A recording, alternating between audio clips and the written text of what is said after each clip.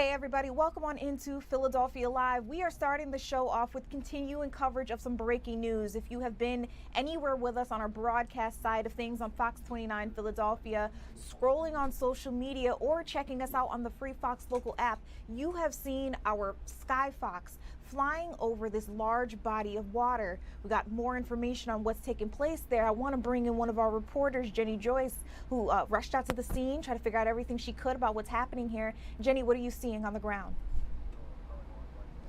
Good evening, Judea. So this has been a search and rescue operation that's been going on for the last few hours here in Delran. We are at Amico Island Park. Let's get straight to our video. That's where you can really get a sense of what has been happening here. You can see active search and rescue crews in the water with a line, looking around, waiting in the water. We did talk with some people who were here. They've been hanging at the scene for the last couple of hours. They tell me that they know the woman that officials are looking for. While we haven't gotten official word from anyone here at the scene, these people tell me that she was down here with her sons, with some other kids. She saw a child in the water that she wanted to jump in and try to help. And then she was not seen again. So we have active search and rescue crews here. We had a mobile drone unit here from Camden County, even though we're in Burlington County. So we know that they're pooling resources here to try to find this missing swimmer. And again, you know, we've been out here for a while now. We have been waiting for officials to come forward and share information. We know that it's, you know, active. And where this is all happening is probably, you know, half a mile at least from where I'm standing here at the edge of the park. So that chopper footage is really, you know, that's kind of the eyes for us on this active investigation until we get official word on what's happening. But we've seen a number of people out here, people crying, sharing emotion. It's been really, really tough to see that as we await official word from police and fire crews out here on scene. Judea. Jenny, I mean, honestly, the hard job of getting down there, trying to figure out what you can while it is still going on as we speak. This is a very touch and go situation where we're just waiting to hear, hopefully, that they've pulled this person out of the water. Jenny, if you hear anything, see anything, please let us know. We'll break it right here on the Free Fox local app.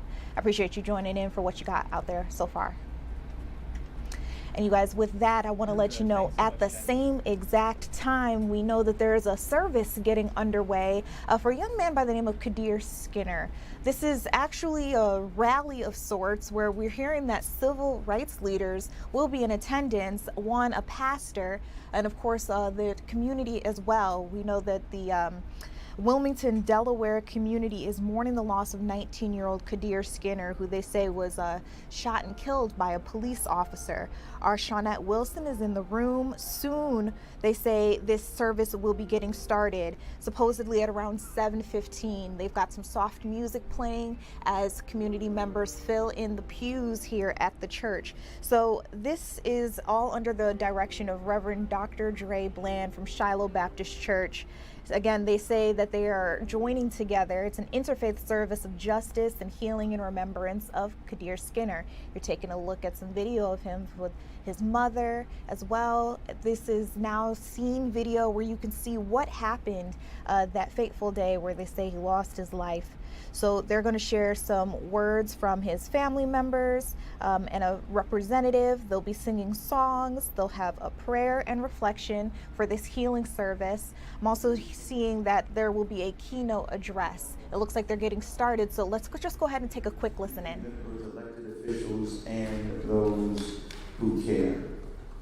We welcome you into the sacred space forged in faith and freedom more than 150 years ago, when this historic congregation was founded as the first African-American Baptist church in the state of Delaware.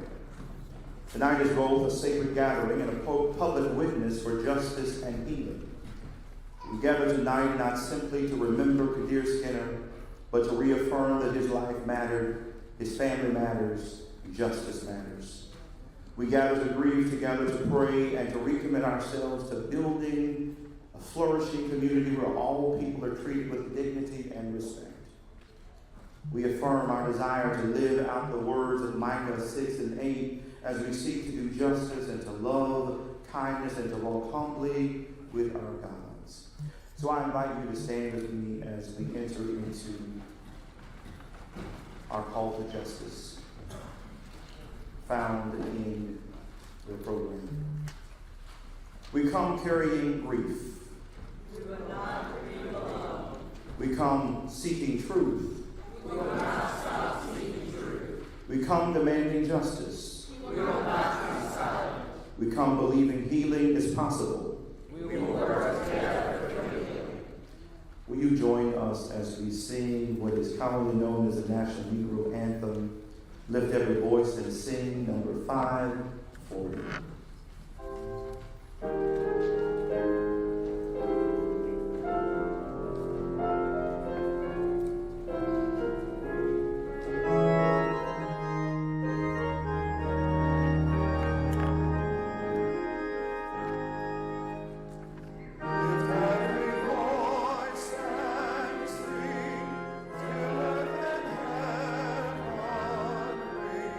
Ring with a heart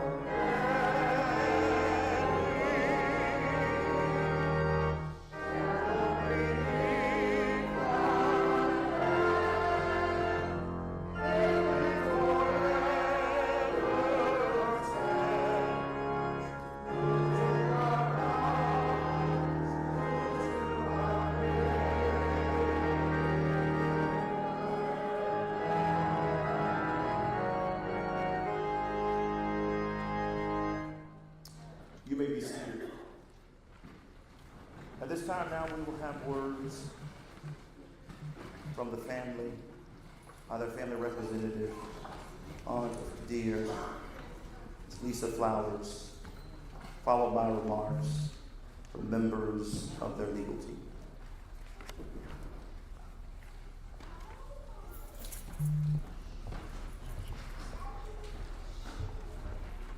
Good evening. Giving honor to God, who will pick guests, Pastor Bland, who is the shepherd of this great house of Zion. I bring you greetings on behalf of the family. My apologies. Let me just get it here.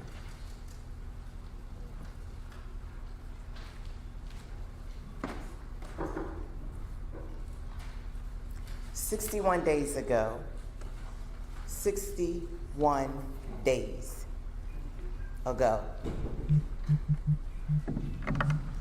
we're still seeking truth, transparency, and justice. Today I stand before you on behalf of the family of our beloved Kadir Assad Skinner. It has been 61 days since the untimely death of Kadir. 61 days of heartbreak, 61 days of unanswered questions, and 61 days of trying to understand how someone we love so deeply is no longer with us. For our family, these have not been simple 61 days on a calendar. Our days are long and nights are even longer. There is an emptiness that words cannot fully describe. There are moments when the grief is overwhelming, but through every difficult day, every sleepless night, we remain committed to seeking the truth. While our family sincerely appreciates the tremendous amount of love, prayers, encouragement, and support that has been shown to us, we are still seeking transparency regarding the circumstances surrounding Kadir's death. We still have questions. We still deserve answers. And we will continue to demand the transparency and accountability that Kadir, our family, and the community deserve. We understand that investigations and legal processes can take time, but we also understand the pain of a family that has been left waiting. And so today we say, justice delayed will not become justice denied. We will not allow silence, time, or delay the cause of Kadir's name to be forgotten. We will continue to say his name. We will continue to stand. We will continue to fight. And our fight is not only for Kadir. We stand for every mother, every father, every sibling, every grandparent, every family member, and every community that has experienced the unimaginable pain of losing someone they love and then being left searching for answers. We will not give up. We will continue fighting for the justice that Kadir deserves, and for justice for those families who have walked this painful road before us, and those who unfortunately may find themselves walking it after us. Our family also wants to express our heartfelt appreciation to clergy, both near and far, who have prayed with us, stood beside us, called us, encouraged us, and reminded us that we are not walking this journey alone. We thank the NAACP for support and advocacy. We thank the City of Wilmington Council for those who have stood with our family and our call for truth, transparency, and accountability. To Pastor Bland, thank you for standing with our family, praying with us, encouraging us, and walking beside us through some most difficult moments in our lives. And to our amazing legal team, who has stood with our family from the very beginning of this tragedy. We cannot thank you enough. Thank you for your guidance, your commitment, your strength, and for helping our family continue to seek answers and justice that Kadir deserves. But most of all, we thank God. Because even in the midst of our pain, our grief, our anger, and our unanswered questions, we serve a God who sits high and looks low. We serve a God who looks beyond our faults and sees our deepest needs. A God who loves and is unconditional. a God whose grace is sufficient, a God who gives us strength when we feel like we had none left, and a God who reminds us that even in our darkest hour, we are never alone. So although our hearts remain broken, our faith remains strong. Although we are tired, we are not defeated. Although we are grieving, we are not silent. And although 61 days had passed, we had not stopped and will not stop. We will continue to seek the truth. We will continue to demand transparency. We will continue to call for accountability. We will continue to fight for justice. And we will continue to say his name, Kadir Assad Skinner. Today, tomorrow, and as for long as it takes, justice for Kadir. May God continue to strengthen our family, cover our community, and guide us in the pursuit of truth, transparency, accountability, and justice. Thank you.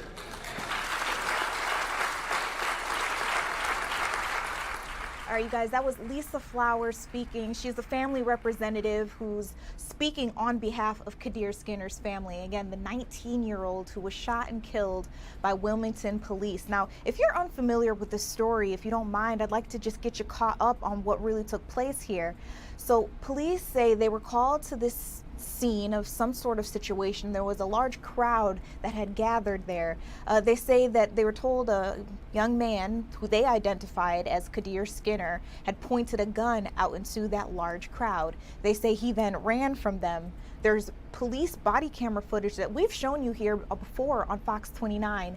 It showed Kadir running. It shows the officers pinning him down. You can see right now they're on his back. At one point in time, an officer pulls out a gun and he does shoot him. Kadir was taken to the hospital, but he did not survive his injuries. Now, on that body camera footage, Kadir could be heard telling the officer that he didn't have a weapon. However, police say they did recover a firearm at the scene of the crime. So now the family, they've rallied together over and over again with their community, suggesting that they need more answers, they want more transparency, and they want to understand what happened to Kadir. Why did he have to lose his life that day?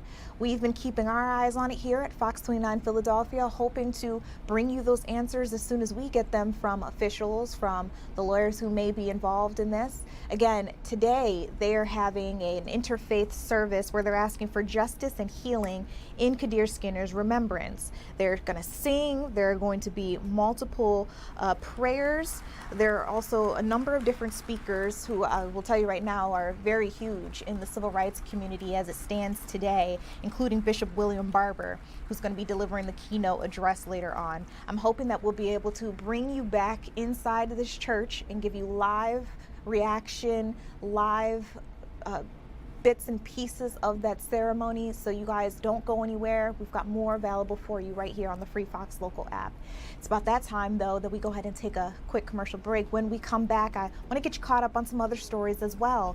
Nationally, we're looking all the way in Massachusetts, where we're hearing an officer lost his life after he was found dead by some of his colleagues. They're now turning the attention on his wife. We're going to get into what exactly is going on here with Fox News' Amy Gallo in just a second, so don't go anywhere.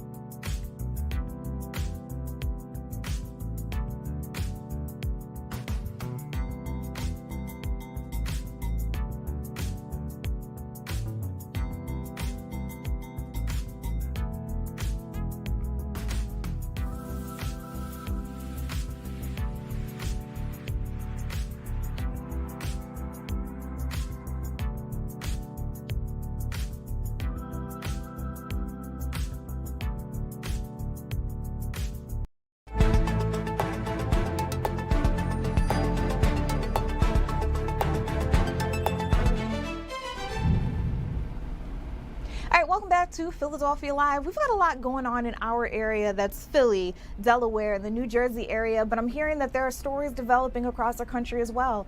In Massachusetts, I'm learning that law enforcement said they believe they found the body of a Massachusetts woman who they say was armed and dangerous. This was nearly a week after her police officer husband was discovered dead in their home. So as you can imagine, a lot of people are like, what's going on there? I want to turn things over to Fox News' Amy Gallo, who's joining us live from Massachusetts. Amy, what new information do you have on this case? Judea, we're learning that two workers at a rehab facility discovered what appears to be Karen Solomon's body today in the woods behind their building. And this was less than a mile away from where she was last spotted on security camera video. Upon further examination, we believe this person to be Karen Solomon. In addition to the surrounding area, we did locate a handgun in the area of the body. Worcester Police Chief Paul Saucier shared there were no reports of a gunshot being heard in the area, but he believes Solomon used the gun to kill herself. The gun was not a service weapon. 58-year-old Solomon was last seen on a doorbell camera walking down a street in her neighborhood, just minutes after officers responded to a call at her home. Again, she was last spotted in the Coes Pond area, which is where Worcester police were focusing their search the past week, using dive teams, sonar, and canines. Solomon was the wife of veteran Worcester police officer Kurt Solomon, who served for 31 years. According to the police chief, he died from injuries involving a sharp object, though he wouldn't say what. Karen Solomon was also well known in the law enforcement community. She was a mental health advocate who was focused on suicide prevention and helped launch a nonprofit organization called First Help.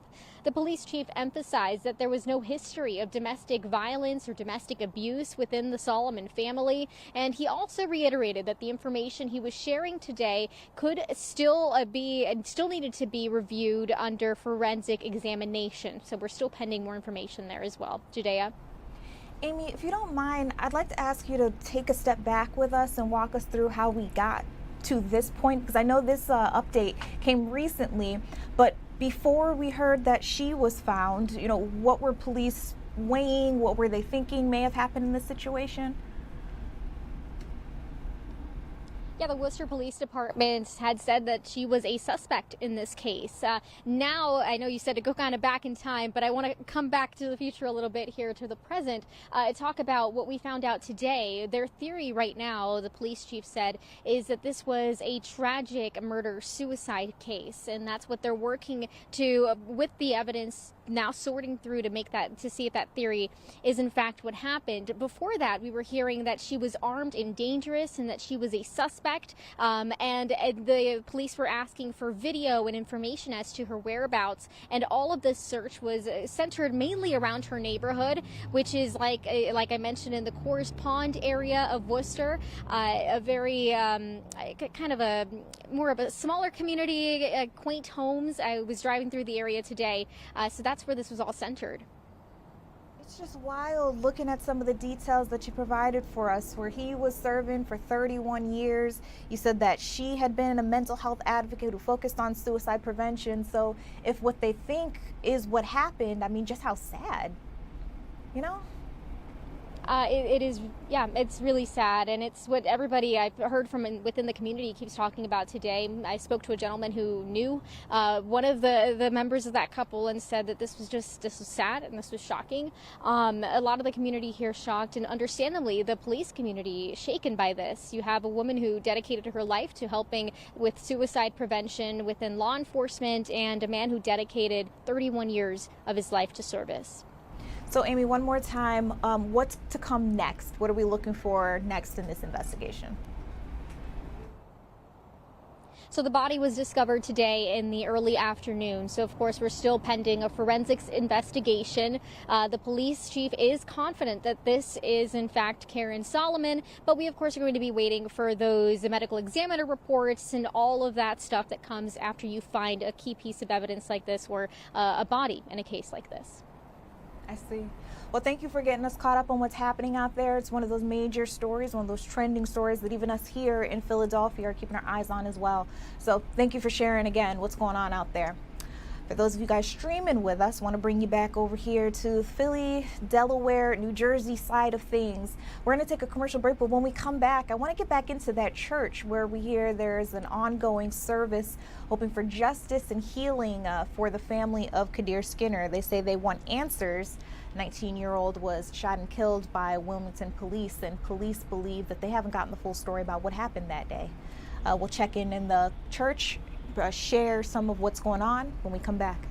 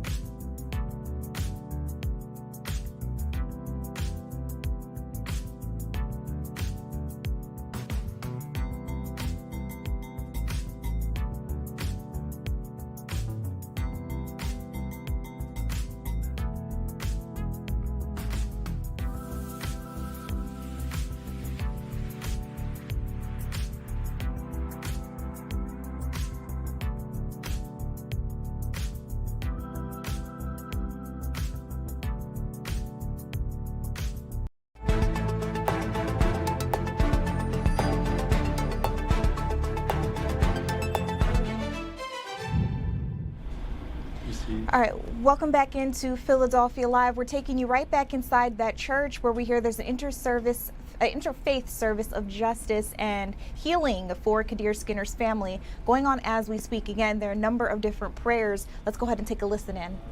Mattered. His family matters. And this community deserves answers. Our communities are tired. We are tired of seeing young lives lost. We are tired of questions without answers. We are tired of accountability being delayed and transparency being denied. Those who are sworn to protect and serve carry an enormous responsibility. That responsibility requires not only courage, but compassion, restraint, sound judgment, emotional intelligence, and respect for the value of every human life. Today is not about creating greater division.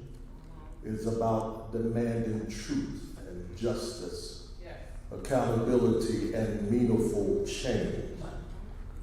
To our justice leaders, law enforcement leaders, elected officials, and community leaders, we need you at the table. That's right. We need transparency. We need honest conversation. And most importantly, we need action that strengthens trust between our communities and those entrusted to protect them. Because change is not change until something changes. And reform cannot simply be something we talk about. Real reform requires us to reject what is not working, rewrite policies that fail our community. All right, you guys, this service will continue. They haven't even gotten to their keynote address yet. That is still ahead. We'll be able to bring you back into that church so you can hear what's going on there. But the big purpose of them meeting here at Shiloh Baptist Church, they say that they're rallying the community together, showing Kadir Skinner's family that they're not alone. They're hoping for what they say justice and healing to come out of tonight's ceremony. So again, that is happening live as we speak in Wilmington, Delaware. We'll share more information and bring you back into that church in just a little while. On the other side of things, though, we've got a live report coming to you from Joanne Pileggi, one of our reporters here at Fox 29 Philadelphia. Joanne, I'm hearing that New Jersey beaches, they're going through a lot of different changes right now, weather, kids going back to school. But one thing that remains constant, they're trying to save lives. And apparently there's some new technology helping them do that. That's right, and they are testing out this brand new technology here in Harvey Cedars on Long Beach Island. We are in front of the High Point Volunteer Rescue Fire Company, where they have the very first in New Jersey, a water safety drone. It's called the Dolphin 3, and they were showing it to us today on the beach. The surf today was a little bit rough, and we were on an unguarded beach, and I believe we have some video of that. So this rescue drone can go as fast as 15 miles per hour to get out to a swimmer in distress and provide flotation, and it can even bring a swimmer back to shore. The idea here was they wanted this technology now. They had researched it, and they were able to secure the funding, $10,000 to buy this drone, and get it 3 weeks before summer ended. It's a really good time, and here's why. You know, typically this time of year, the guarded beaches dwindle. They have compressed schedules because lifeguards are typically high school students and college students, and they leave before the summer's out. And a lot of the beaches up and down the Jersey Shore don't have as many guarded beaches as they would during the summer. And that is when police officers and local fire departments are often called to the beach in an emergency situation. So here it is, the High Point Volunteer Rescue Squad purchased this piece of high-tech and aquatic water drone that can help them help people in distress. And here is the assistant fire chief who talked to us about it today. The timeliness with which it can get out there and stabilize someone who's struggling in the water. Okay, someone gets caught out in a rip current and doesn't have the presence to swim out of it and come back in and starts fighting and gets exhausted. They have a limited amount of time before they go under. And this is going to get out to them faster. It's quicker to deploy. One person can do it, and it's very, very fast. Yeah, and they say what's important is that, you know, it takes a rescuer, say a lifeguard, it gets exhausted if it were in fact a lifeguard, swimming out 50 yards to get to a swimmer in distress. This robotic aquatic drone, if you will, just you know, powers out there, and they can power it with, you know, from the shore, or it can be powered by a rescuer, and they can get out there quickly. And as I was saying, my 3 kids are lifeguards, and they've all talked to me. What happens? You know, it's exhausting, it's stressful. They swim out to a swimmer in distress, and then that person is grabbing onto them. Well, this is an added tool, and it can get them back to the beach much more quickly. And again, it comes at a good time when up and down the Jersey coast, there aren't as many guarded beaches. Now, again, this is the first and only place in New Jersey where this technology is being tested and used. The thought is, the conventional wisdom is that the other towns along the Jersey coast where they have avid beachgoers, after hours and into September, that they will be interested in this technology. So that's the story that we've been working on today. It's pretty cool to watch this drone go out. There was a little bit of a technical glitch here today. They weren't able to use the device to have it lift off the beach, but a rescuer did demonstrate to us. He got on it, and we watched him kind of just race out 50, 100 yards out into the ocean really quickly. And apparently these drones, they're capable of holding 1,000 pounds. So if there were a couple of people out in the water, caught up in a riptide, they could both, they could all hold on, and they can bring the drone back to the beach. I mean, it just sounds like some really practical equipment for beach communities to have. Joanne, not for nothing, it sounds like we're in the future already. Like, this is the kind of stuff that I think we would have seen on like the Jetsons. And shout out to your kids too, who decided to go into lifeguarding. It's grueling work. Usually you hope that it's just a nice summery day, but sometimes you do have to jump in the water and save somebody. So shout out to them. That's right. You had mentioned that the hope is that maybe some of the other towns will be looking at what's going on here and decide, hey, maybe that can work for us. Have they talked about the price point? Because I can imagine that these aren't cheap. Yeah, yes, they're about $10,000 each, but they here at this volunteer fire department, they did some fundraising and they decided that it was necessary, and they were able to make the purchase. Now, obviously, we know that volunteer fire departments are often tasked with getting money from their communities. They do get grant money, etc. But yeah, it's not inexpensive. Let's look at it that way. But you weigh that versus sending someone, just say a police officer or a firefighter who's, gets to the beach and they don't have or may not have the wherewithal to be able to swim out to rescue someone. What it's worth $10,000 for a community to have this piece of equipment that could send it out there and hopefully save a life. That's what it's all about, life saving. Yes, absolutely. Save a life, maybe save two. As you mentioned, sometimes you get out there and the person's freaking out so much, they could bring you under as well. Thanks for sharing with us what's going on out there. Again, this is very cool, and it actually might be a good segue to get into their breaking news that we've got as well, because that piece of technology that Joanne is talking about working in New Jersey may have been something that could have helped in this situation that's unfolding, we're hearing out on the Delaware River. So let's bring you back out to Skyfox. Flew over the scene. We understand that this is an active search and rescue. Police are now confirming that a woman did enter this waterway. We're talking about the Delran Police Department out in New Jersey. They say that they're searching for a possible drowning victim at Amico Island Park in Delran. So they say they responded to Burlington County's Amico Island Park around just before 4 o'clock today. You got to see it on the live on the 4 o'clock news, behind the news, with our team bringing you guys live updates on what's going on out there. So again, they say that this adult woman entered the river. They say she was trying to rescue a little girl who was struggling in the water. Well, she did save that little girl. She was able to push her toward the shore, where some people who were standing by on the shoreline were able to bring her to safety. However, during the rescue, she went underwater, and they say she hasn't surfaced yet. So again, that search is going on as we speak. We've got a team on the grounds getting as much information as possible for you guys. They're working really hard to talk to as many people as possible, get updates from our police department, and hopefully be able to bring us some good news. All eyes are on this waterway. They say that search will continue until they've got new answers. And when I tell you all hands are on deck, my God, we've got Delran Police Department, Delran Fire Department, Delran Emergency Squad, the New Jersey State Police, Philadelphia Police Department, and the Camden County Dive Team. Everyone is at this scene trying to bring this woman to safety. Again, we are going to have a live Okay, breaking news as well. It looks like we're going to be able to bring you guys a live press conference happening right now. Officials are sharing what's going on with this search and rescue. You guys take a listen.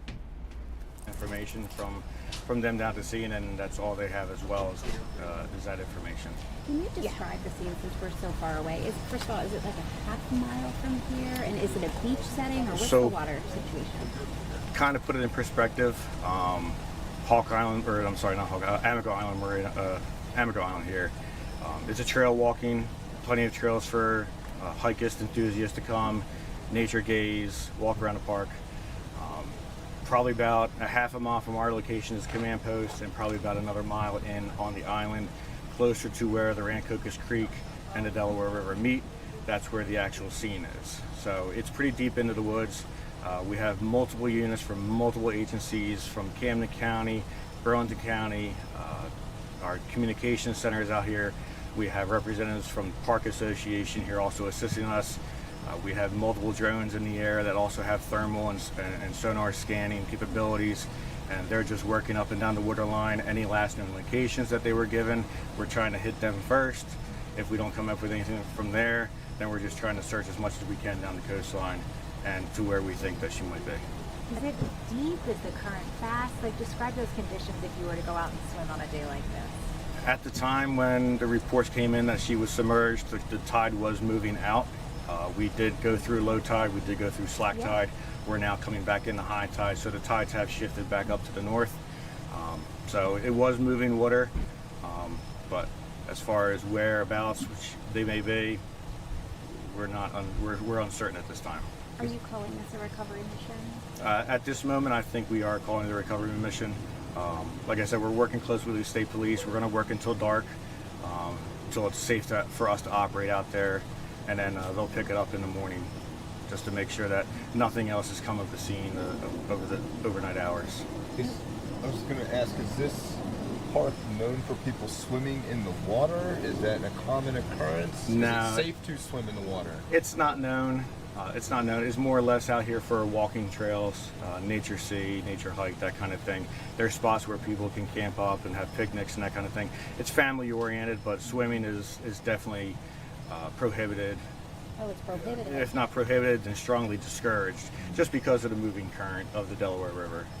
Because this island does border both the Delaware River and the Great Cocos Creek, both of which are very tidal and have currents moving very quickly. Again, I know some of this information is preliminary. We're hearing maybe the victim, the alleged victim at this point, may have tried to venture out into the water to save a juvenile that was in the water. Do you have any information on that, or can you comment about maybe what that? Again, that's the preliminary reports that we received, so that's the only thing I can give you truthfully in that aspect and of that question. Do you know anything about the woman that's missing? Age? I do not. Yeah. Just geographically, so it's sort of an island or peninsula, perhaps. Are you on the side where the Delaware River is, or like the Rancocas Creek dumps out? Is it like, where are we? So it's both. We're operating right where the Rancocas Creek dumps into the Delaware River. Okay. We're pretty much right on that junction point of those two waterways, and that's where we're focusing the search on, and that's where we received her last known locations of. How far downstream, downriver, could this search expand to? Depending on currents and tides and the speed of the water, it could venture out a few miles from its original location. Just how many were in that group that was out here originally when it started? Do you have that information? The only information I know is that there was the initial person that we're searching for that went in the water, and then somebody tried to assist them out and they couldn't. That's when they called 911 and says, this person went under the water, I haven't seen them come back up yet. But a child was rescued in the process of all of that too. If that's what you guys heard, we haven't heard preliminary reports of that yet. I'll probably get that information later from my operations down in the water, because like I said, we're about a half a mile to a mile from each other where our command post is and where they're actually taking place in the operations. Any message to people? Just be careful. If you think it's unsafe, then don't do it. Adhere by any park rules that are posted at the beginning of the trailheads, located by any of the waterways. If it says swimming prohibited or swim caution or anything like that, don't go out alone. But to be on the latter side of safe, just don't go into water at all, just because of how quickly the current can pull you under and take you away. We've heard all the stories about the ocean swimmers that get pulled by the undertow. River current is almost the exact same thing. It'll pull you right under, and if you're not a strong swimmer or a good swimmer, it's not going to fare very well for anyone involved. Kevin, just going back to the distance that this could expand to, are you asking for assistance from the Coast Guard or any other agencies that might be downstream to assist? How does that work? Because there's only so much waterway you can, and personnel can search. Right. How does that? So how do you coordinate with our other- fire personnel, again, like you were saying, they operate right in the immediate area. We do have Marine units at our need through the fire department. They were out on the water. They searched well up and down the coastline of the actual marina. There's an inlet to our left right here, or to my left, that people can venture off into possibly. That was checked. But that's very low and very marshy, and there's really no access to that unless you actually swim around the peninsula. But yeah, we're still working in conjunction as we speak with Coast Guard and State Police, who are on location both on land and sea. Just working in conjunction with each other to try and come up with a remedy and try to come up with best plans of action to have a conclusion to this. And you're going to conclude this at nightfall when the sun sets, and then if it goes into night, how does that work? If it goes into nightfall, yeah, then State Police will conclude the search, or should I say suspend until tomorrow morning, and see if anything arises through the overnight hours in this location and the surrounding areas. Do you understand her husband's out here? Has he talked to you? Have you talked to him at all? He has not. I think I saw him walk by us, but with everything going on at the command post, they told me that he was given the okay to go down to the scene by police, so I let him be on his way. But yeah, that's about all I know of that part. Is it a mile south or a mile north you guys searching? Both directions. Both directions? Yeah, both directions. So it's a 2 mile radius pretty much? Roughly, yeah. Okay. And then we had State Police helicopters out here as well. New Jersey State Police helicopters as well. They were out here for a few hours, just going up and down the river, well farther than our local capabilities, which is good because they have the same scan capabilities as we do on sea.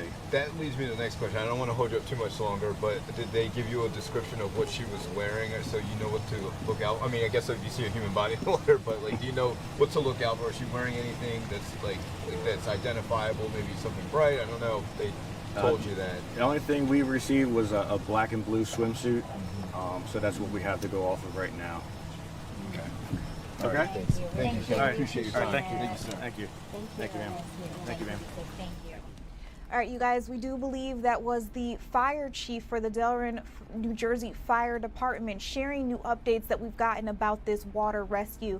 They're now changing their language and calling it a recovery. This is big because, again, earlier today around 4 o'clock, that's when they first got out to the scene. Skyfox flew over the situation. You could see everybody out on the waterway just trying to find this woman. So again, the story goes that she went into the water, according to officials, they believe, to try and rescue a little girl who was struggling in the water, and she did save that little girl. Officials say that she was able to get that girl closer to the shoreline where people who were waiting for her were able to pull her to safety. Unfortunately, she went under.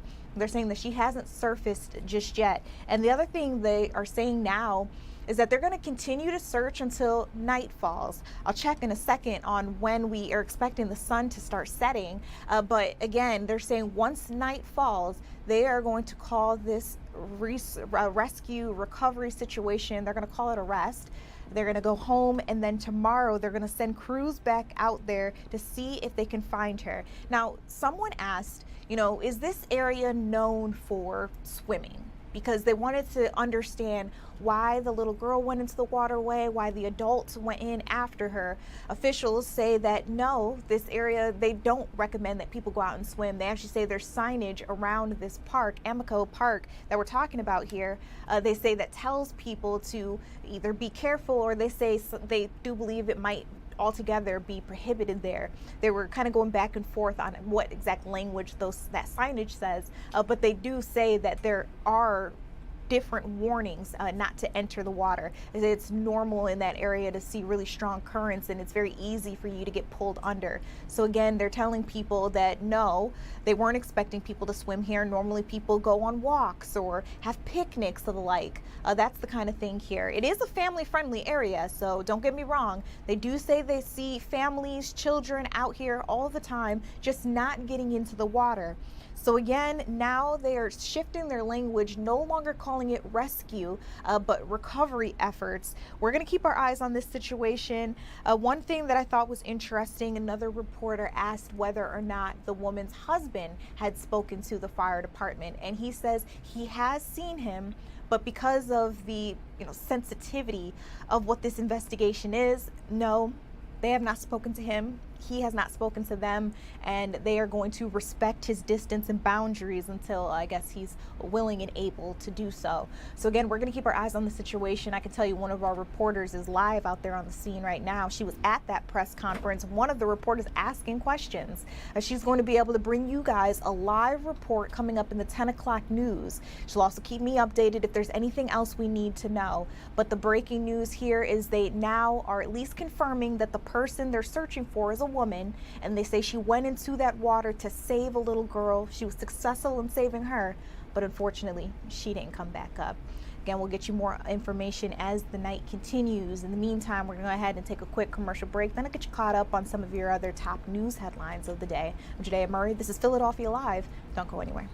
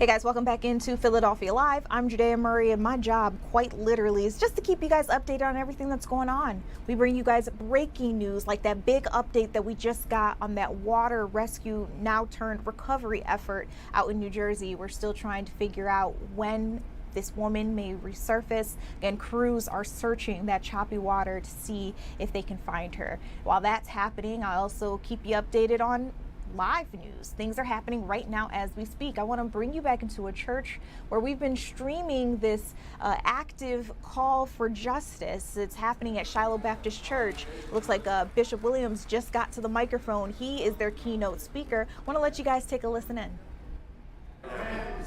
Something has happened when we all get together.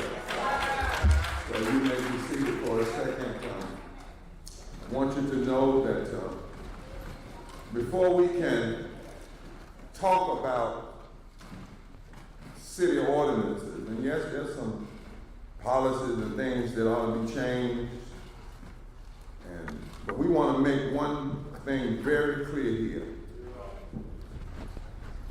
I was coming up here and somebody called me and they said what they need in Wilmington to do is get back to before Kadir's death. I said, because that would be to suggest that everything was all right before.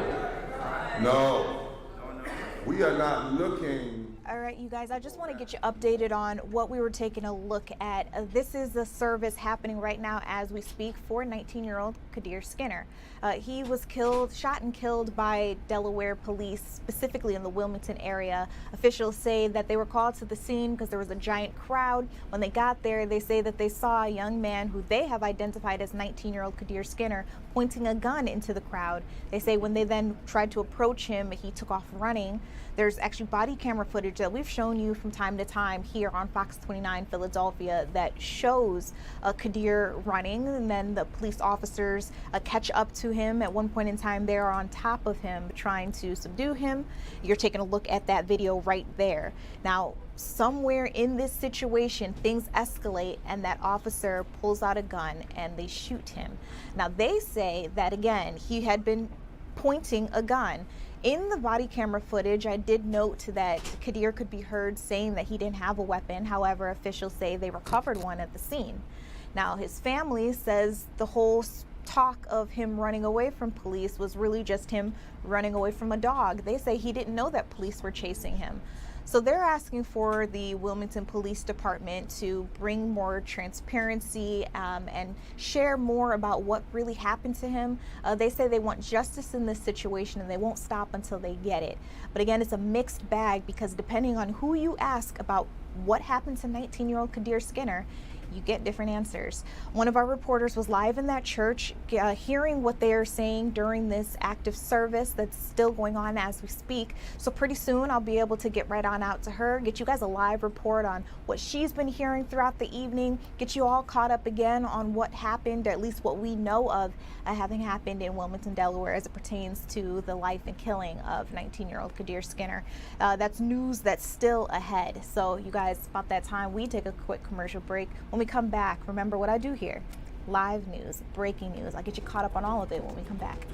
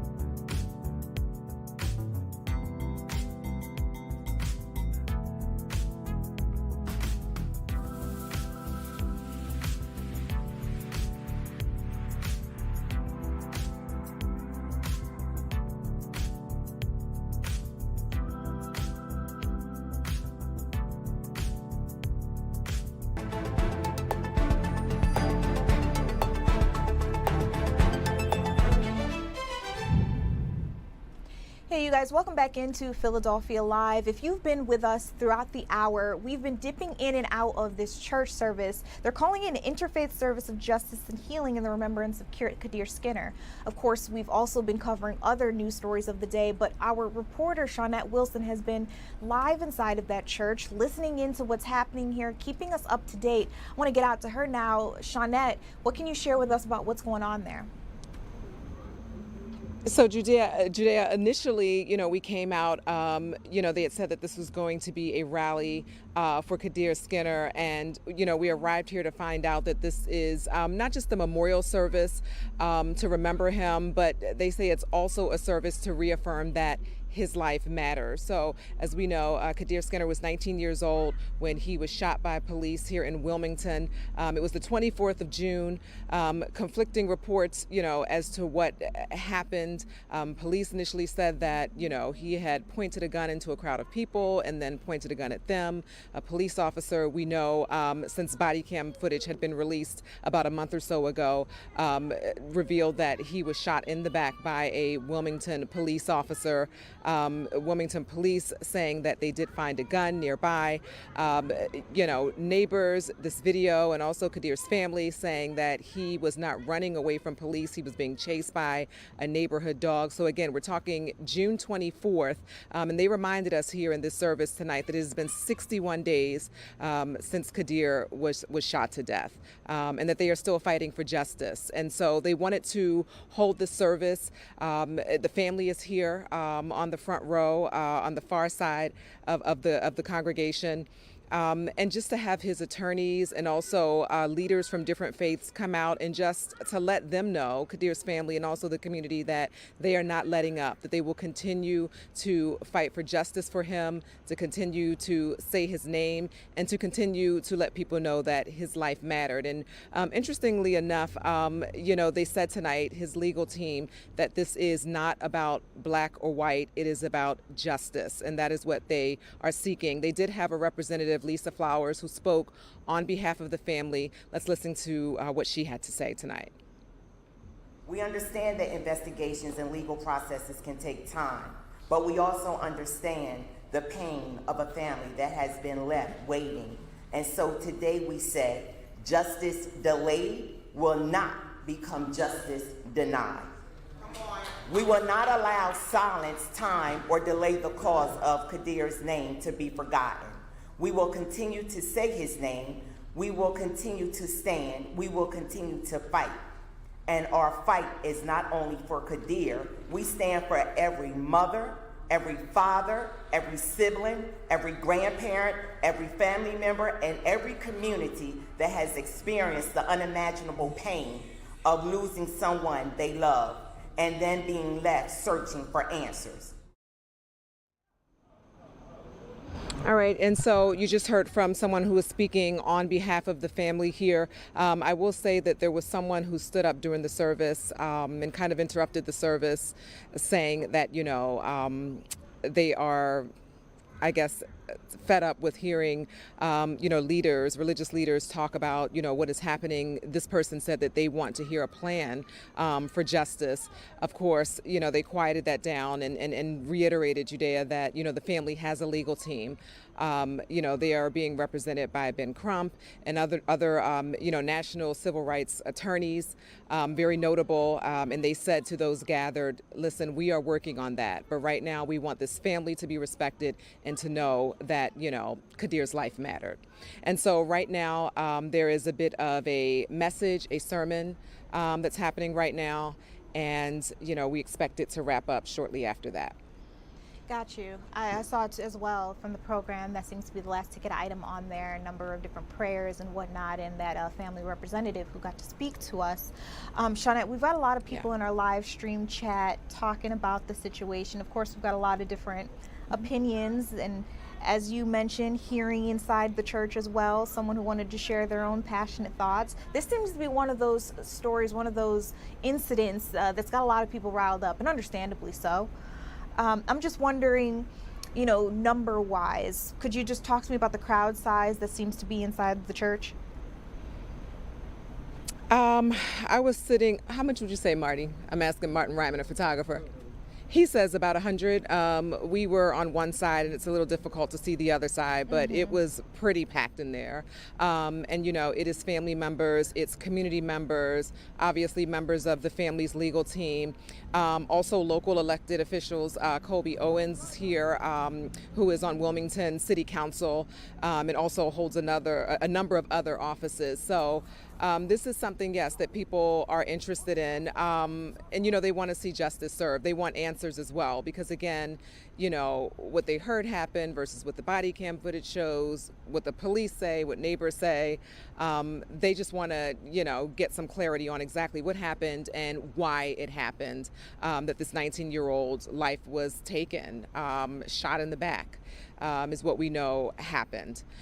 So there are definitely, I would say the church, we're at Shiloh Baptist Church in Wilmington, is full of emotion. I mean, Judea, I'm sure you probably heard, there was some singing, and also a part of some of the messages, just that, again, they were driving home the point that this is not a black or white issue. This is about justice. And you could look around the church and see that the crowd gathered, reflected that. At one point, it was even said, hey, if you look next to you, if you're sitting next to someone who looks like you, move next to somebody that doesn't look like you, because this is an issue that is affecting the entire community. So it seems that, this community has been touched, they've been hurt, but they are seemingly, banding together to try to get justice. They mentioned that, hopefully this will go as far as having policies changed when it comes to, police shootings. And just, that this won't continue to happen to people and without answers. Yeah, I'll also say our audience has really enjoyed watching the service take place. Now, you said it may be wrapping up shortly, so I'm going to let you go just so you'll be able to catch the ending of that. And for you guys who are streaming out there with us, I just want to let you know that that possibly is still ahead. Last check, Bishop Williams had gotten up to the podium and had begun to speak. Not quite sure if he was long-winded tonight or not. Usually he is. Shawnette, thank you for giving us an update on what's happening. You know that. I do. Right. Yes. All right, you guys, we are going to take a step back. When we get back into the newsroom with me, I want to share some other big stories of the day that we've been uncovering. So first and foremost, we'll get you caught up on this officer-involved shooting that may also involve a hit-and-run driver. We got more information on that thanks to our Kelly Rule, so we'll be sharing her report with you next. And then we also have to give you this crazy footage that's been making its way around social media that appears to show masked gunmen robbing someone right in public where everybody can see. It's a mind-boggling thing, and we're all trying to figure out who are these people behind those masks. We'll get into both of those stories when we come back.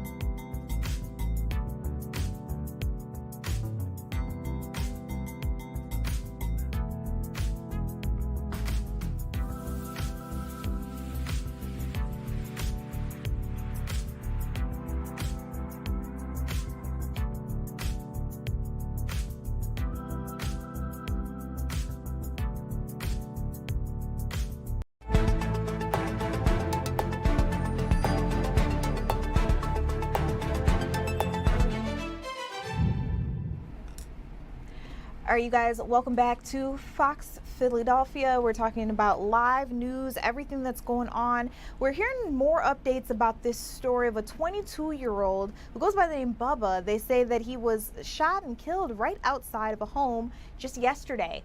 Police say they were responding to a 911 call when all of this went down, and they seem to have been involved. They thought that this was a attempted break-in situation, and the story, when I tell you there are so many layers to it, it gets a little clouded. Now, one of our reporters is trying to help us get down to the bottom of everything that happened and share with us more information so we can all understand. Kelly Rule got the latest for you guys, so go ahead and take a listen. Fisher's mom tells me her son thought he was at his friend's house. This was after a night of drinking with friends. She says he was unarmed and shot twice. Today he was supposed to be back at college starting classes. Montgomery County detectives are actively investigating. To see someone that has so much potential because he was so excited about going back to school lose their life, it hurts. Family members identified 22-year-old Glenwood Fisher, known as Bubba, as the man shot and killed by Upper Pottsgrove Township police early Sunday morning. According to the Montgomery County District Attorney's Office, police got a 911 call just before 12:30 Sunday morning for a possible attempted break-in on Snyder Road. Investigators say when police arrived, they found a man in the back of the home. An encounter ensued and police shot the man, killing him. A woman who asked that we identify her as Kia says she's known Fisher since he played baseball with her son at 5 years old. Immediately everyone said, Bubba what? Bubba who? Because no one thinks Bubba, ever. And immediately I'm like, well, it has to be, it's not real. But to find out and do my research, to find out that it was real, hurts. Because he was so good to everybody. He was an amazing soul. Young man, never got in any trouble, well respected. Him and his family. Fisher's mother told Fox 29 off camera her son bar hopped with friends earlier in the night and walked on Snyder Road to what he mistakenly thought was his friend's house and tried to get in. She says her son was shot twice during the encounter with police. Fisher was supposed to start classes at St. Elizabeth University today and play baseball there. Kia says she just ran into Fisher a week ago and they took a picture to send to her son. I'm sure his parents want to know. Everyone has questions, especially for someone that has grew up in the town, and we have a lot of questions. What happened? Could it have been de-escalated? We don't know, but we want to figure that out. He make people smile when I think of him. It hurts, but I'm going to keep smiling and support his family by any means. Again, the Montgomery County Detective Bureau is actively investigating, which is protocol for officer-involved shootings in the county. They have not released any other additional information about the incident or the officer involved. Reporting in Upper Pottsgrove Township, I'm Kelly Rule, Fox 29 News. All right, thank you, Kelly, for that update. And if you guys are looking for any more, we do have another full report available for you on the free Fox Local app. All you got to do is scroll right up and find this story on our homepage. We also can bring you guys on over to fox29.com for the latest information. We'll also be sharing on social media if we get any updates. You can expect to find that. We're Fox 29 Philly on most of our social media platforms. Now, another story that I want to bring you on out to, we got some video that shows a very brazen burglary, according to police. So in this video, you are going to see what police say are two masked men. Right now it is scene video where you can tell where this took place. Just to paint the scene for you guys, we're talking about the 1500 block of Locust Street in Center City. So a lot of people pass by here. A lot of people walk by on a daily basis. As you can see, people walking their dogs when our reporters were out there, not knowing that Sunday morning, there was a completely different scene. Someone actually says that they woke up and thought that videos that they saw on social media were AI generated because they just couldn't believe that this was real life happening that close to home. So what happened? You're looking at the video right here. It appears that two masked men robbed someone right there on the street. You can see people in their cars, very active environment here. They say that one was armed with an AR-15 style rifle. So again, just wild stuff that we're seeing here. One of our reporters, Dylan Scott, he got on out there. He got to talk to different people about what was going on. But I think the most compelling thing that you will hear comes from the captain, Anthony Gennard from Philadelphia Police Police Department, who's sharing a little bit more about what we know so far in this investigation. Take a listen. So in reference to this robbery, so on August 23rd, 2026, approximately 3:10 a.m., officers responded to 1500 Locust for a report of a robbery. We have 3 adult male victims that were hanging out on the sidewalk. They were talking to each other. A dark gray Honda Accord pulled up. 3 males exited that vehicle dressed in all black with black face masks and gloves. 2 of them were armed with handguns. 1 male was armed with an AR-style long gun.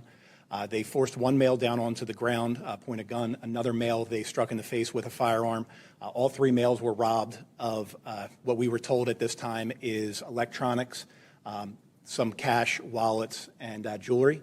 The suspects fled in that vehicle southbound on 15th Street from Locust Street.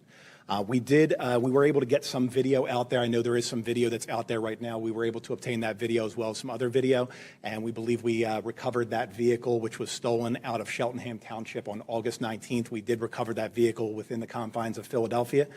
We are going to be investigating that and seeing what we can obtain from that vehicle after that search warrant is executed on that vehicle.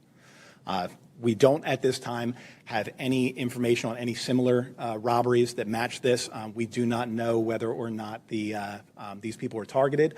However, we do know that the vehicle was in that area for approximately 3 hours prior to this robbery. It was driving around, it was parked up in that area, and then it did rob these 3 adult males. So at this time, we don't have anything else that's linked to this similar pattern or a similar style of robbery, and we do not know whether or not the victims are going to be targeted at this time. With that, if you have any questions. Correct. At this time, we only have those 3 victims, correct. The video shows one man on one of the victims on his knees. Where are the other 2? And did it happen at the same time, or was it in a matter of minutes? So it happened in a matter of minutes. They exited the vehicle. 2 of them, I believe, went over to the other 2 victims, and then the 1 male with the long gun style forced the other male down onto the ground, and then they all got into that vehicle and they all fled.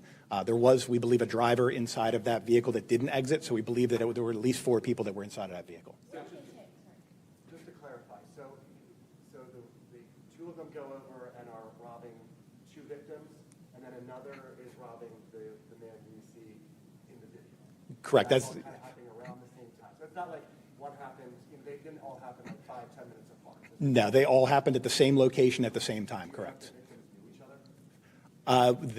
So at this time, it appears that all of them did know each other, the 3 victims. However, 2 of them are live outside of the city, in different areas outside the city. 1 of them lives inside of Philadelphia. Almost. So they took cell phones, they took jewelry, watches, bracelets, wallets, and other various items.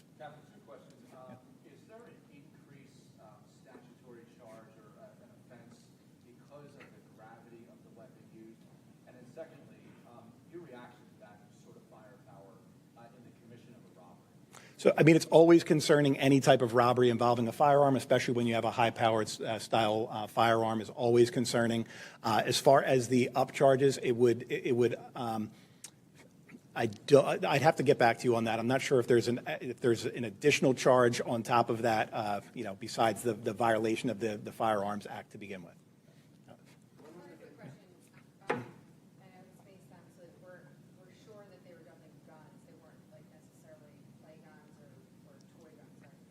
That's something we would have to investigate further later on. Yeah. At this time, we're treating it as though they're all firearms. When was the gun when was the vehicle recovered, and what part of the city was it recovered? So I don't want to get into exactly where it was recovered from, but it was recovered around 1 a.m. this morning.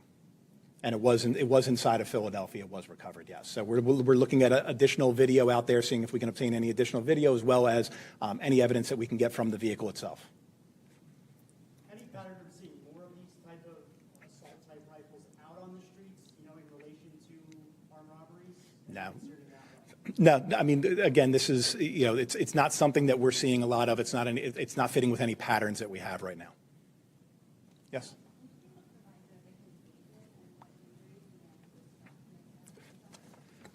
So as far as the ages, we have a 35-year-old male, a 27-year-old male, and a 36-year-old male. And as far as the injuries, we're still working on that right now. The victim was transported over to the hospital, so we're following up with that victim to find out exactly what the injuries were from that victim.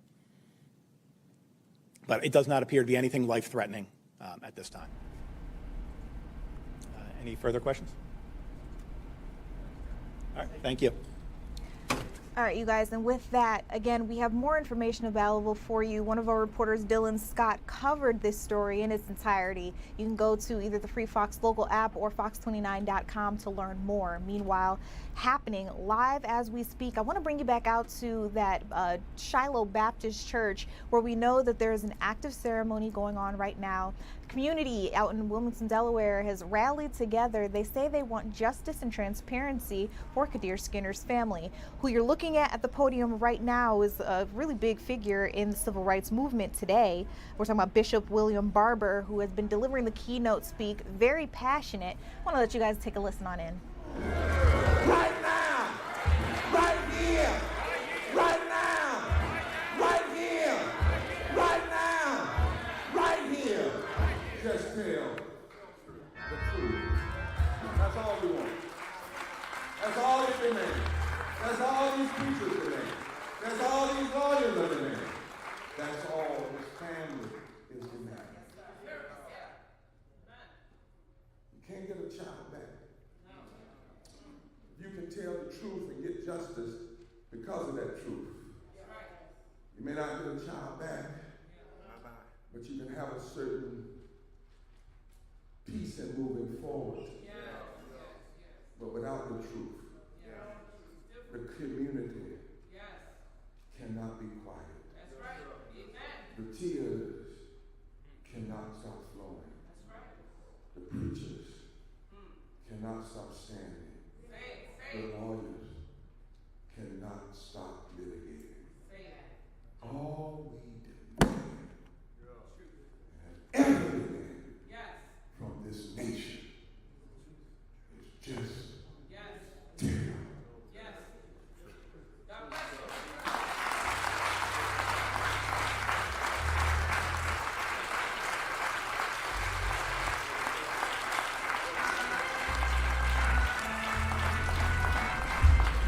All right, you guys, I am taking a look at the program that they have for tonight. So he was the keynote speaker, but they say next they are going to have a community litany of commitment.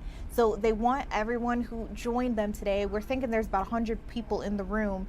There's going to be a leader who shares a sentence, and then the community, that congregation, they're going to either repeat after him or follow up with another phrase that kind of matches this larger, I want to say, like almost like an ode to share what they want moving forward. So again, the big thing here is they want justice and they want transparency. They want the police department to share more about what happened to 19-year-old Kadir Skinner.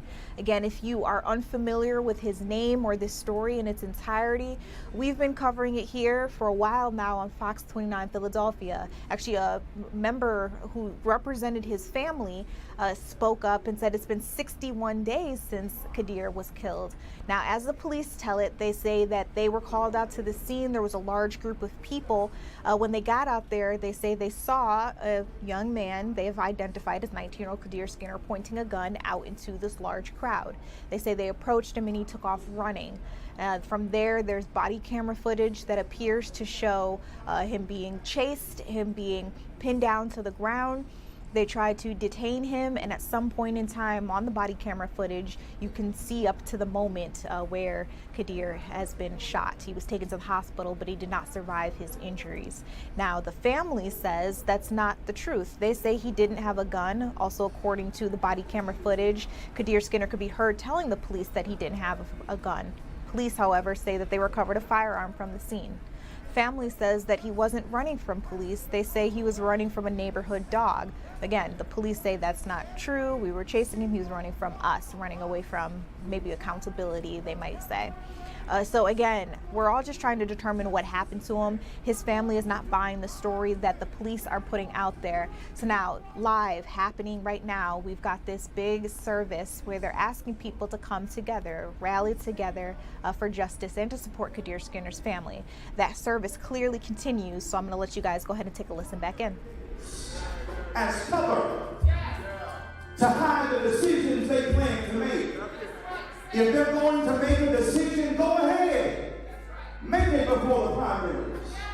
But it means, and I'm saying this to religious people, we can no longer simply be comfortable with having our photos taken with politicians. We can no longer be comfortable with allowing them to come to our houses of worship while the blood is running in the streets of our young men and women. It's time to stand up, to speak with one voice, and to say, we demand change. We do not work for you, you work for us. It's time for change in Wilmington. It's time for change in Newcastle County. It's time for change in Dover. It's time for change in the state of Delaware. We have to demand that change. And it begins with the ballot box. It begins with holding people accountable. It begins with requiring that those who wear the badge in our name treat every single person with dignity and respect. It begins with you. Let's give God praise in the building today.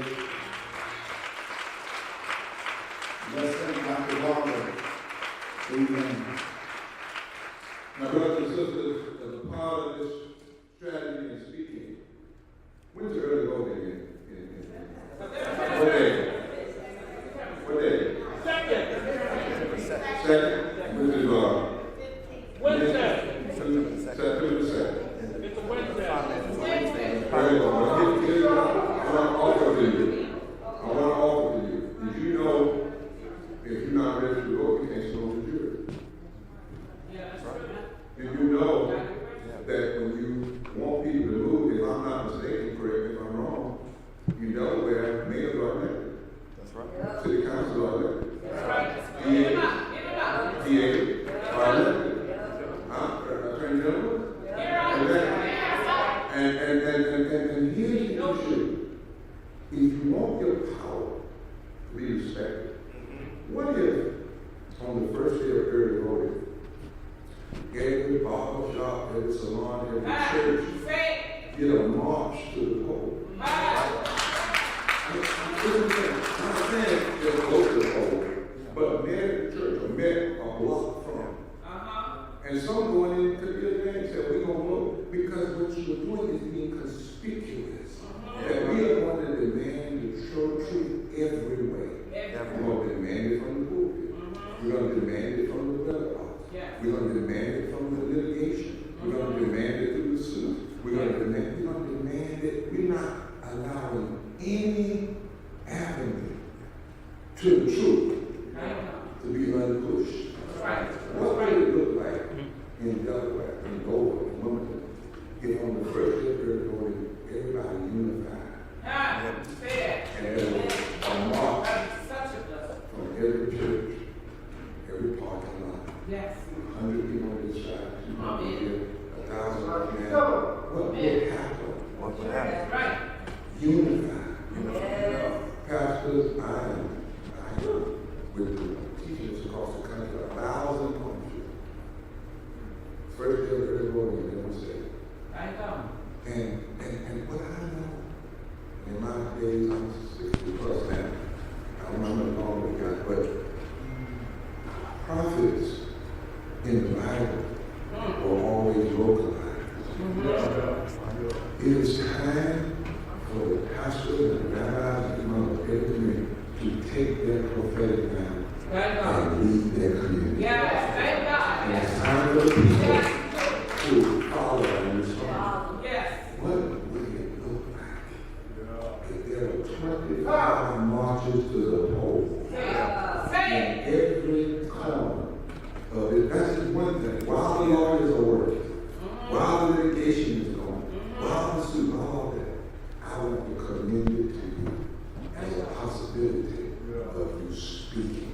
Now, let me say this, and I'm sure. Did you know, watch the rabbi, that the word for voice and the word for vote is the same word in Hebrew? Amen.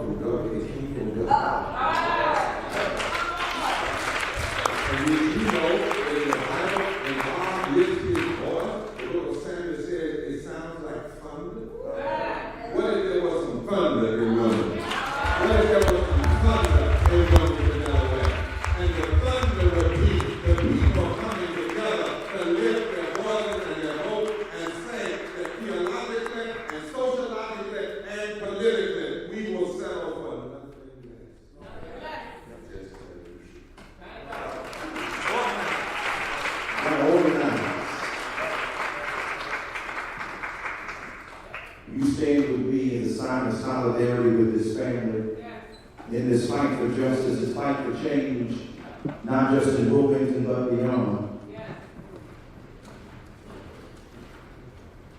We will stand with Kadir's family. We will seek truth even when the truth is difficult. We will seek truth. We will demand accountability when wrongdoing occurs. We will demand accountability. We will work for policing that respects the dignity of every person. We will work for justice. We will refuse to let grief divide us. We will pursue healing together. We will keep showing up. We will keep showing up. We gotta show up, y'all. We shall overcome someday. Number 542. Let's join hands together. This anthem of the civil rights movement and that right for justice continues today.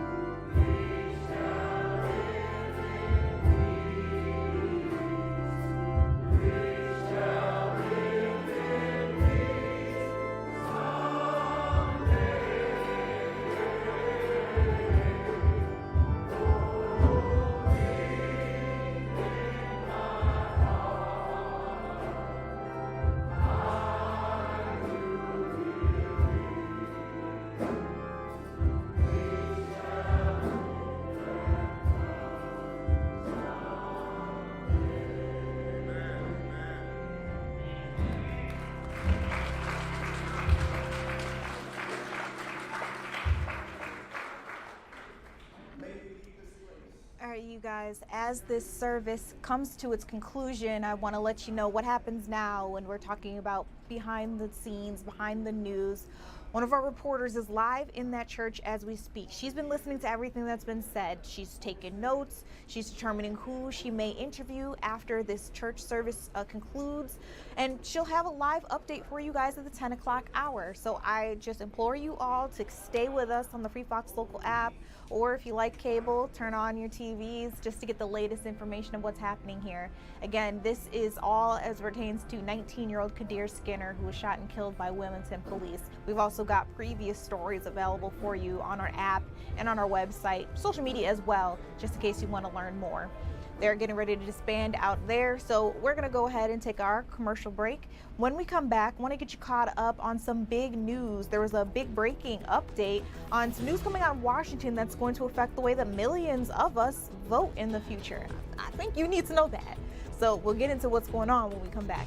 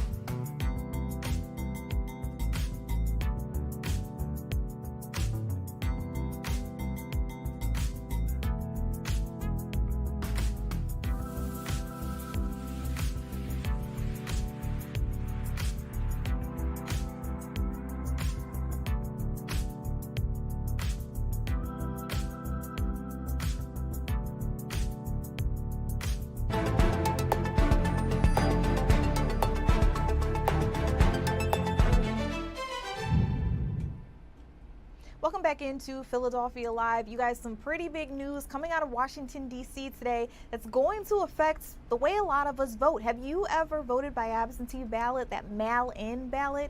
Maybe you moved to a different city or state, or you're a college student and you still have a permanent address in your home state. Well, again, the way you choose to exercise your civic right, your duty, that's going to change according to a new thing put out by the Supreme Court. So today they ruled in favor of President Donald Trump, which allows his administration to start moving forward with new limits on mail-in voting.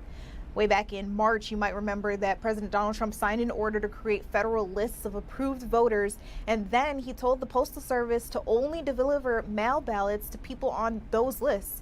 Attorney generals from about 23 different states sued to stop him from doing this. They pointed out that under the Constitution, it states that not the president are in charge of running their own elections. They also warned that changing the rules right as mail ballots were about to go out would cause massive confusion for voters. Remember, we've got midterm elections. So you might be wondering, what does this mean for you in your upcoming election? It's not necessarily going to change what you do today. Today's decision wasn't about whether the president's rule is actually legal. The court was just deciding whether states had brought their lawsuit too early, and they say yes, it was just too soon. The justices even pointed out that as the administration starts taking actual steps to enforce this, more lawsuits will definitely be coming. The court's 3 liberal justices already disagreed with the ruling. They warned that changing the rules this late causes total mess and confusion for those voters, as was previously worried about. And on top of that, state election offices are running out of time. So mail ballots go out to oversee voters in just a couple of weeks, which makes big changes almost impossible to pull off for November, but we'll all have to wait and see what happens. So we're probably going to see more court fights coming up soon. I suggest that you all check your voter status and see your state-specific mail-in rules. You'll go to vote.gov, or you can also check your local county election website. Let me know how you feel about what's going on. We're going to keep the conversation going.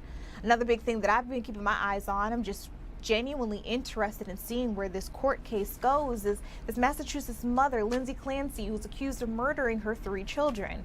Now remember, we're not arguing whether or not she actually killed them. She has admitted to doing that. The thing that we're talking about here is whether or not she was mentally stable when it all happened.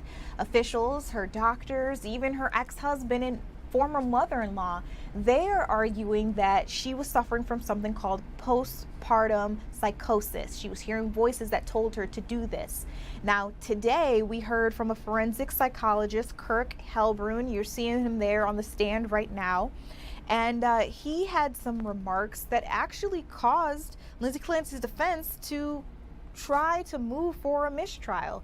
They say they don't want to do that, but they thought some of the things that he said on the stand were just flagrant. They might move the jury in a way that doesn't need to be done. He was talking about religion. Apparently Lindsay Clancy is a Catholic. She has said this before. And he brought into question morality. I want to let you listen as he put it, though. I think it'll make more sense when you hear it from him. Take a listen. One of the things that she said when asked about what happened is that in the course of strangling each child, she said, "Go to God, baby, go to God." And that was part of her expectation, that she and the children would be together in heaven with God. She was raised as a Catholic, and this, as I understand, Catholic considerations, that's not necessarily what happens, but when I asked her about that, when I said, isn't suicide a mortal sin? Yeah, can I see counsel over here? Okay. So you see the judge immediately get up, and it seems like everything has stopped for a second. And if this is your first time joining into the conversation, you're probably like, when the world just happened? Well, this isn't the first time that morality, this idea of a mortal sin, has come up in conversation in this courtroom. The judge has said before, as early as last week, as recent as last week, that he didn't want people bringing up morality, whether or not it was a sin to try to take your own life or to kill someone else. He says that that is adding unnecessary prejudice for the jury. So again, just last week, this was brought up when the Lindsay Clancy's former mother-in-law was on stand. The prosecutors asked her, and I quote, "Are you an active member in the Catholic Church?" She says yes. The prosecution follows up and says, "So you're aware that murder is considered a mortal sin?" Now, Susan, the mother-in-law at the time, she didn't answer that question. Defense attorney Kevin Reddington also immediately objected to that. And then the judge quickly called out that behavior, said he didn't want to see it again. And here we are today. It happened again while that psychologist was up on the stand. So I want to let you listen in to how the judge decided to play his cards there. Take a listen. I'm not going to declare a mistrial at this time. What I am going to do is I'm going to bring the jury in. I'm going to tell them to disregard it. I'm going to tell them that's an inappropriate area of inquiry and that this witness's understanding of Catholic dogma or Catholic teaching is irrelevant. There's no evidence of his background or training or having been to the seminary or any of that. And so I think, and that's where he injected that. And so I am giving that, but the Commonwealth, I'm going to strongly, and perhaps the strongest language, talk to him and let him know that he can't go into that. And then my thought is, we're going to bring the jury back in. I'm going to give them that instruction, and I'm going to send them home. I don't want them leaving here today with the last thing they heard was a discussion about this witness's understanding of the Catholic teaching. All right, you guys, again, you hear him being very passionate, and that's because, honestly, he already said this before and thought he had made himself clear, and now it's coming up again in court. We were expecting that the Lindsay Clancy murder trial could wrap up soon, but to hear that we got all the way to this point, and it's possible that a mistrial could be declared if our witnesses and, you know, the lawyers in the courtroom can't get it together and figure out how to provide language that will allow the jury to come to you know, conclusion about what's happening there without being swayed one way or another by unnecessary information is to be seen.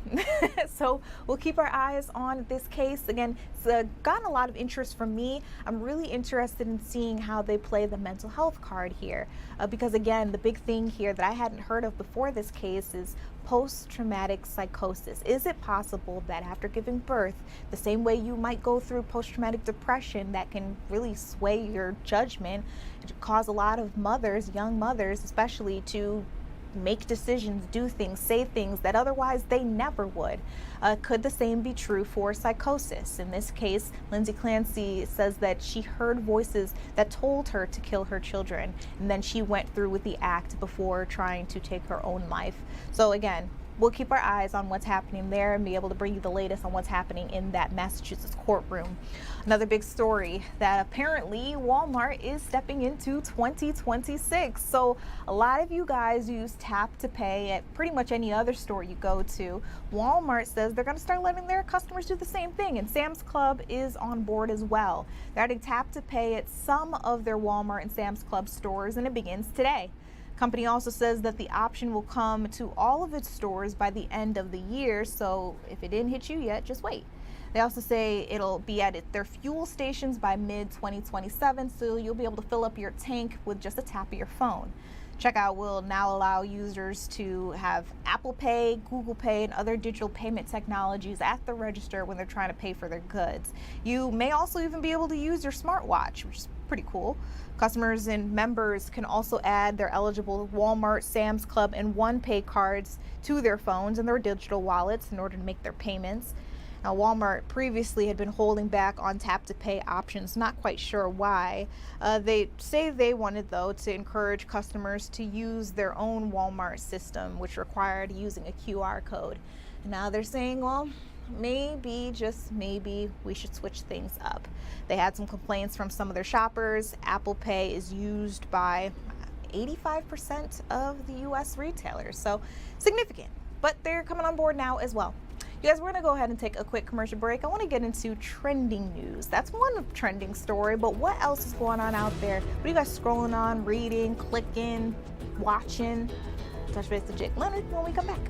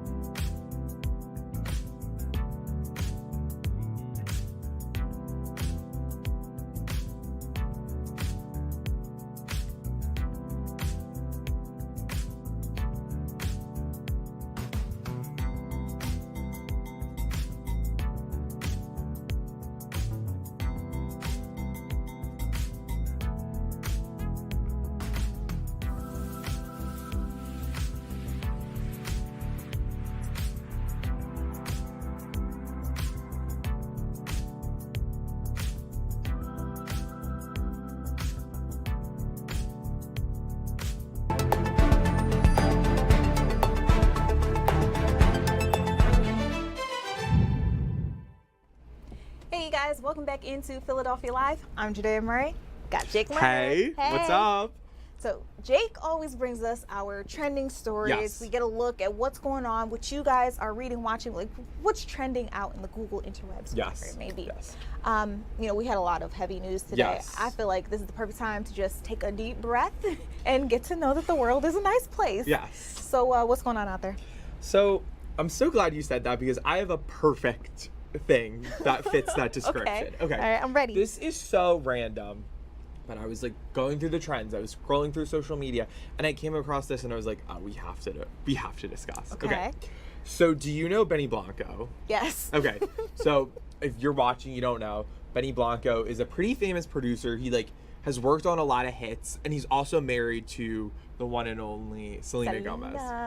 Okay, so his name was trending, and I was like, why? Apparently, he did a little experiment.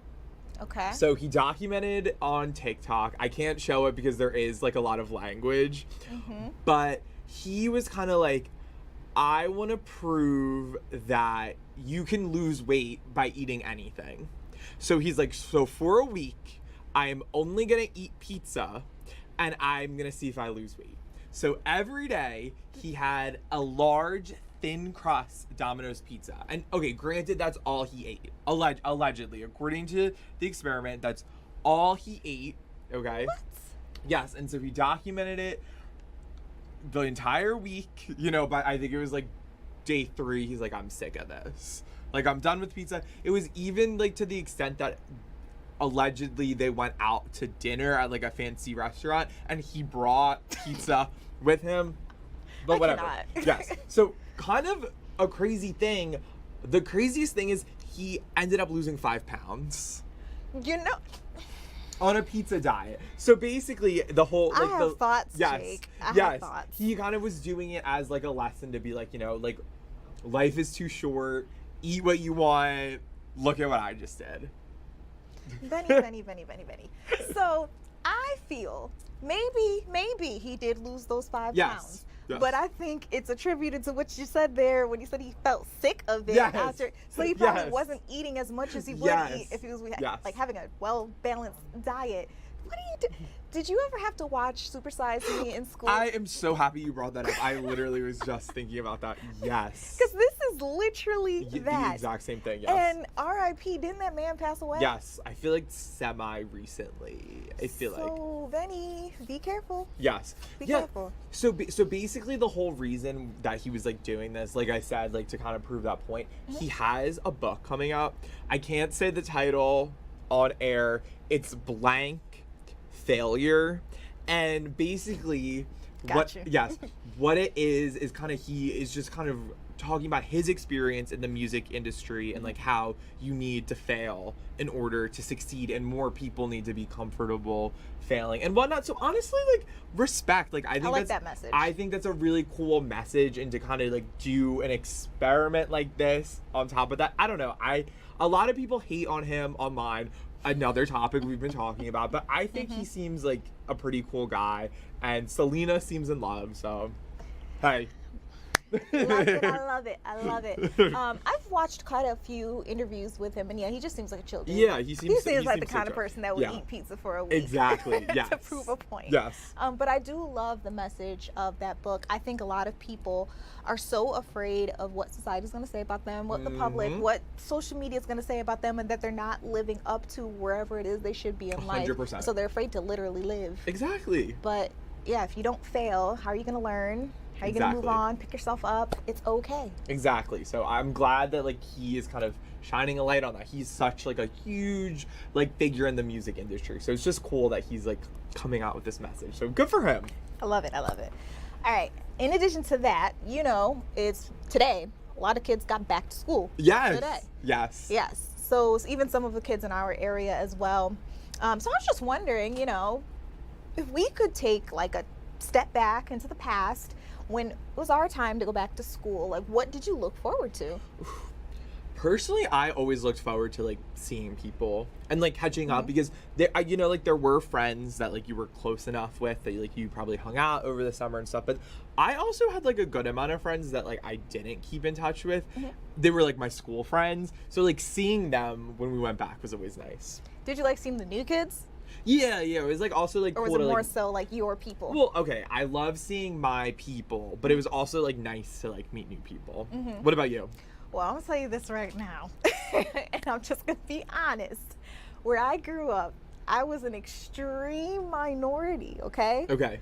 So every year, going back to school, I would like cross my fingers that I wouldn't be the only person. I was always looking forward to Aw. new students coming on to the school. It never happened. It never happened. But also, I really liked back to school shopping. So. Oh, yeah. Yeah. Yeah. My mom tells this story to anybody who will listen. Apparently, when I was a kid, and she would take me shopping to the mall or whatever, I would sleep with the clothes in my bed, not on me or anything like that. Like I just tuck them on in.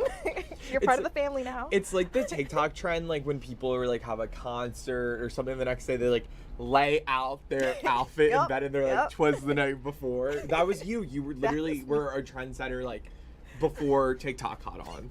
Thank you. I will take it. And so we wanted to know, what about you guys Yes. out there? Lots So of you see audience. our Go Vote. What's going on out there, Jake? Yes. So, what was your favorite part about going back to school? As you can see, a lot of people agree with me. 45% say seeing your friends, and then we kind of have a three-way tie right now. First day of school fit, Friday night football, after school activities, and then in last place, meeting the new kids, and then other comment. Oh, there was just a little change. More people saying Friday night football. Yes. And so I have to read some of these comments because they were cracking me up. So obviously you can find this poll fox29.com/go-vote under the Fox Local tab, but we also posted it on our socials, so like Instagram, X, and we wanted people to kind of weigh in, and they are so funny. The first response, like I actually agree with this, shopping for new folders. I love shopping for clothes, but I thought it was so fun because like I was always much like a kid who was like, let me, like, each subject has like a different color and like aesthetic, so that was always fun for me. Before we get into this, what color is social studies? Blue. Really? What do you think? What color? Hold on. What color is math? Yellow. Okay, so I would have said yellow or orange for social studies. Okay. I would have said red for math.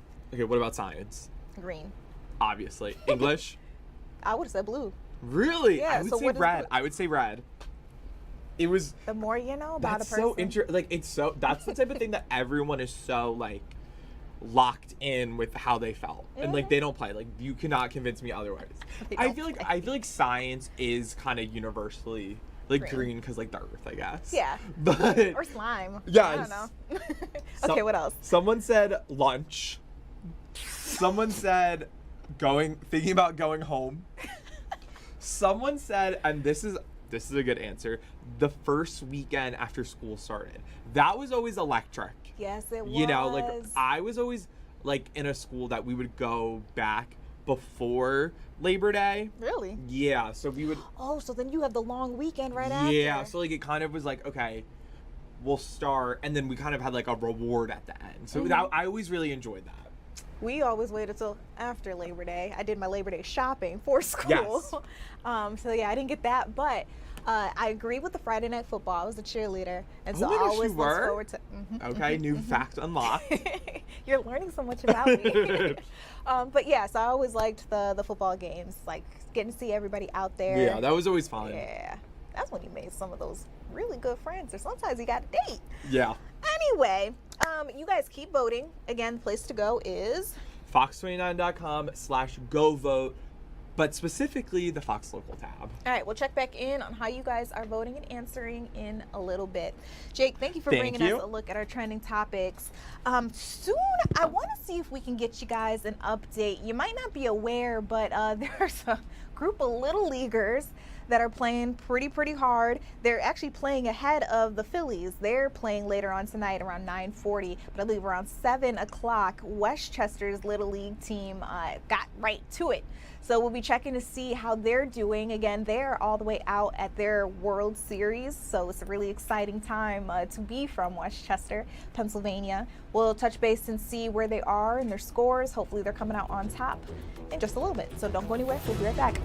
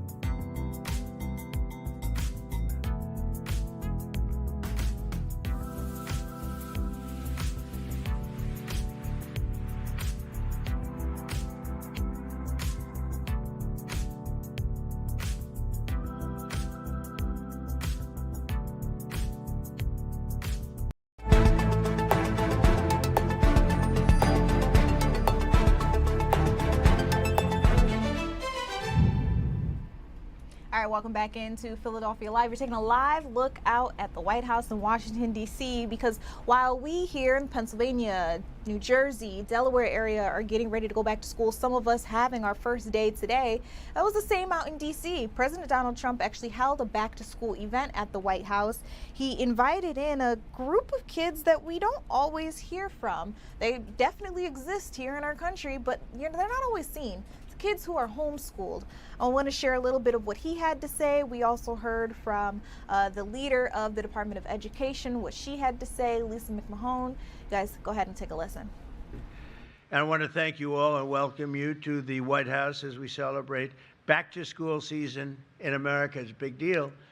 We're delighted to be joined by many incredible parents, devoted teachers, exceptional educators, and star students from all across the nation. In fact, we have so many star students. I want to make offers to some of you to come and join us as soon as you get out of college, because we want stars. We want smart people. We like smart people. Some people say, "Oh, that's not nice to say." No, we want smart people. I want to thank our great Secretary of Education, a fantastic woman, by the way, my friend and all of that, but she's a fantastic woman. Nobody like her. Linda McMahon. Nebraska Governor Jim Pillen.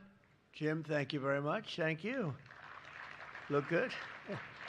Arkansas Governor Sarah Huckabee Sanders. Thank you. Thank you, Sarah.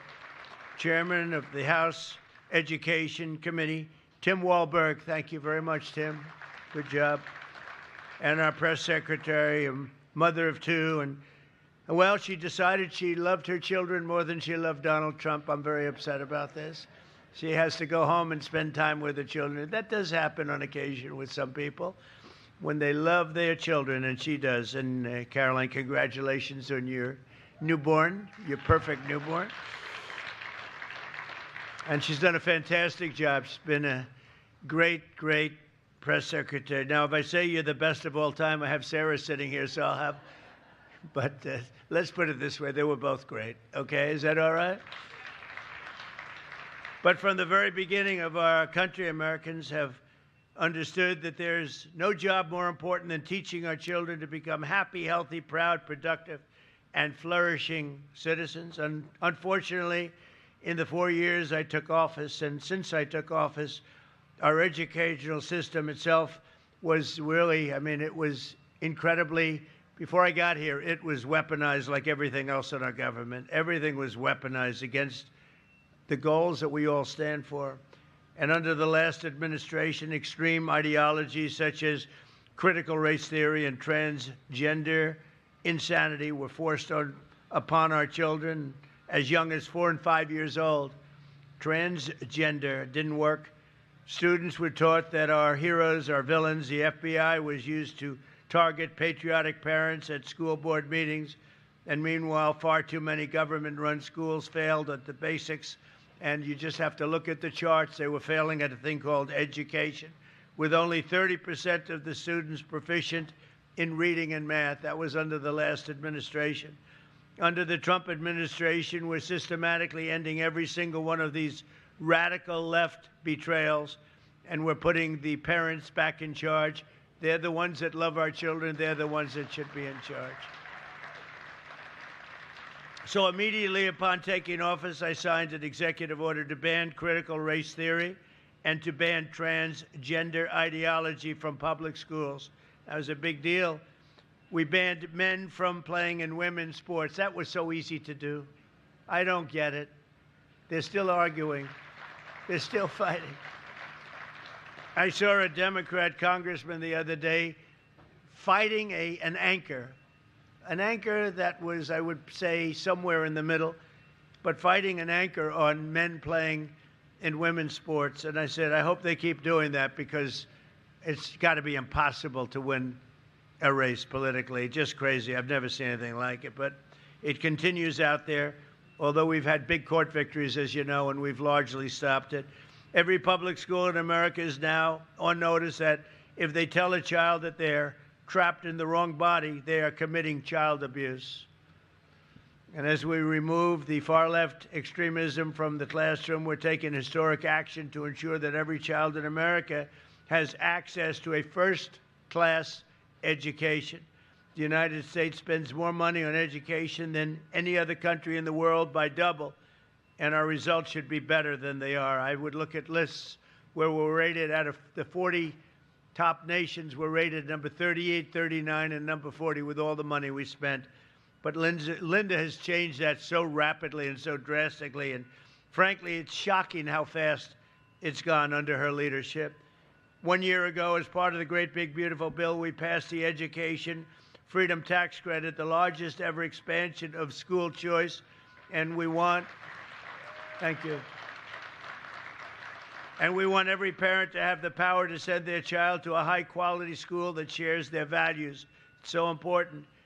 With us today are Caleb and Jocelyn Griffith and their beautiful family from Statesville, North Carolina, a great place. They've 3 biological sons and 2 foster children.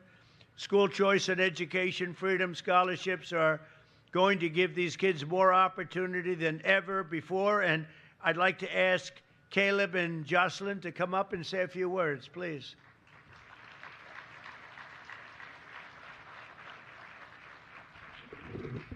How are you? Nice to see you.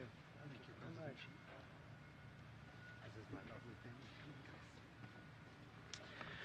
Mr. President, thank you for the honor of speaking today.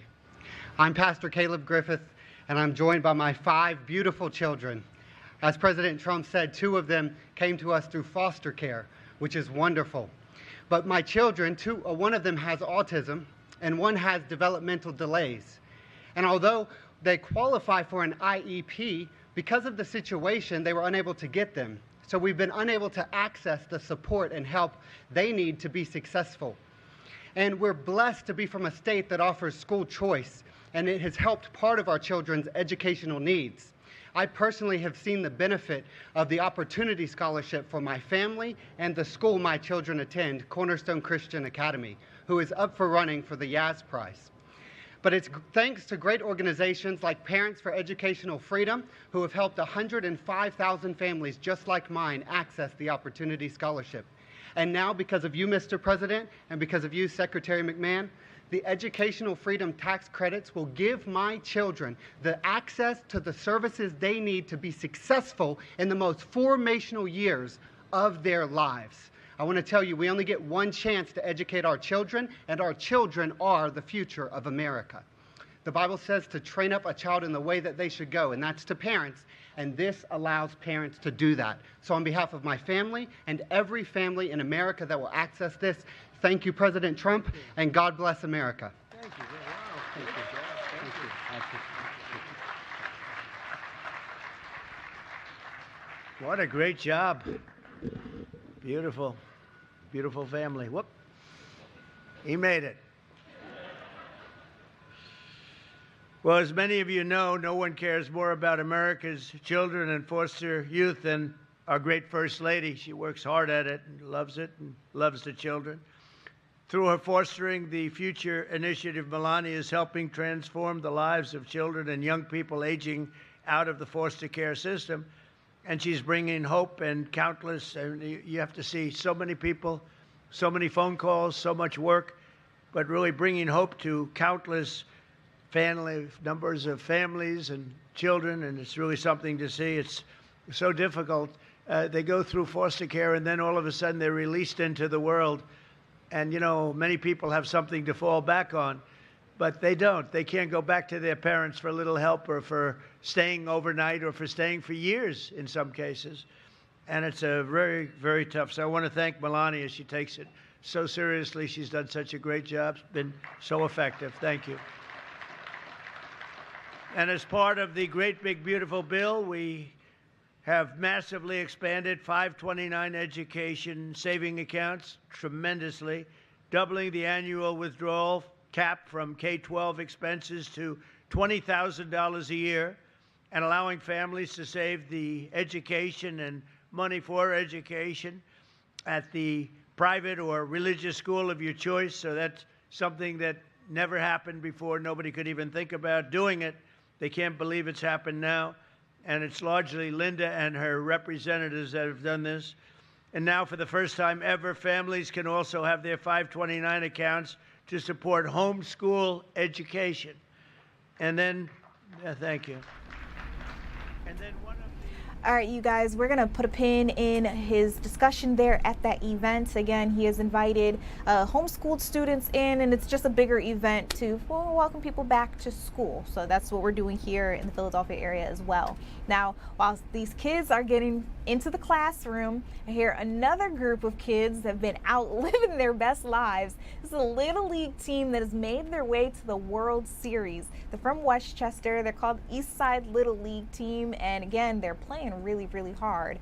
So almost every single day we have had watch parties to, get into the mood to cheer them on. They've had fans, we're talking adults, grown folks, lined up at these bars, at these restaurants, just to watch their kids play. And it's been very, very beautiful, because keep in mind, this is the dream, right, of bringing Pennsylvania its first Little League championship since like 60 years. So it's a big deal. It's a big deal to the community.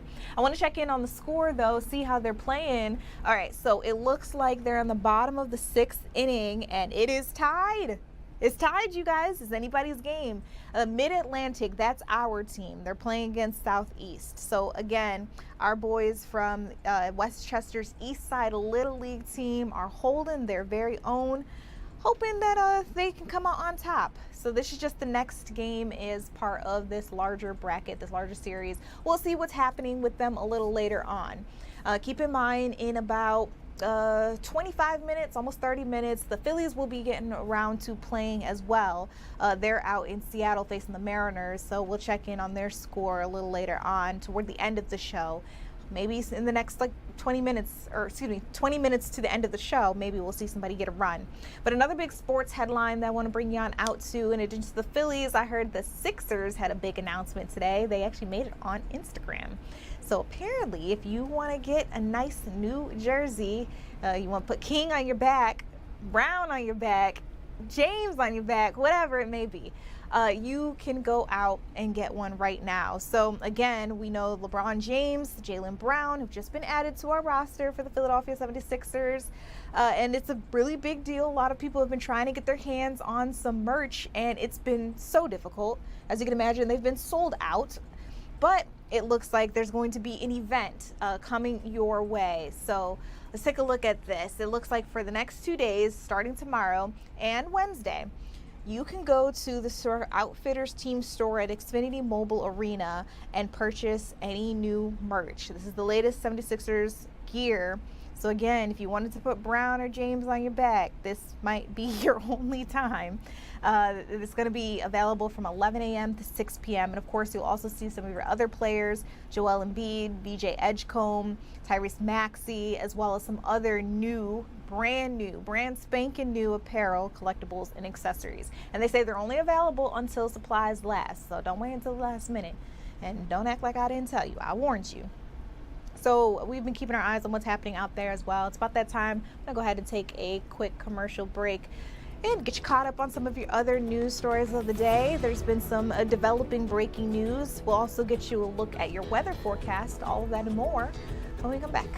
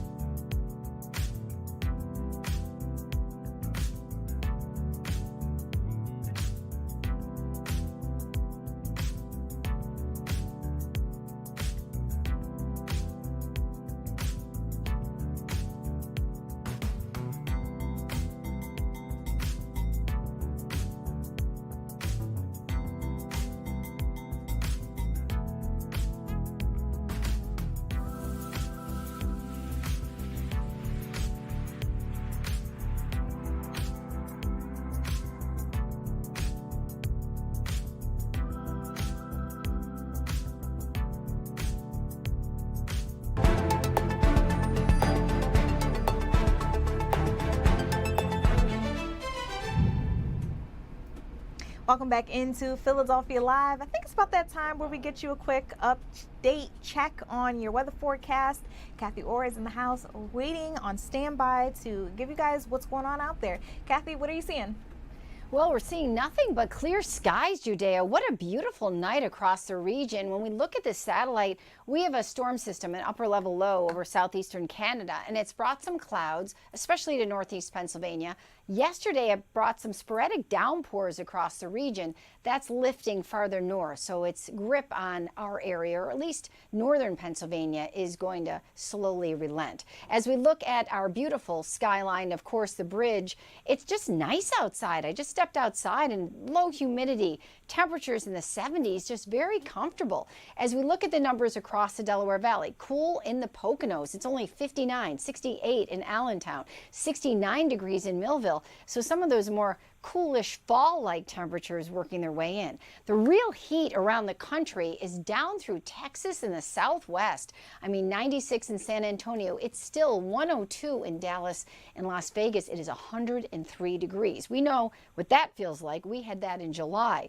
Temperatures in our area overnight feeling much more like fall. 50s in Reading and Allentown, even in Doylestown, so that's cool. 63 in Philadelphia. So on your way out the door tomorrow, we start in the 50s and 60s. We end up in the 80s and some upper 70s, so another brilliant day, and that warm weather stays pretty nice and sunny through midweek. Humidity's low for Tuesday and Wednesday. It goes up higher in that sticky range, even tropical-like for Friday with a chance of showers and storms. And then Saturday and Sunday are looking real good. If you're down the shore or have a day to take a day trip, looking good Tuesday, Wednesday, chance of a pop-up storm on Thursday.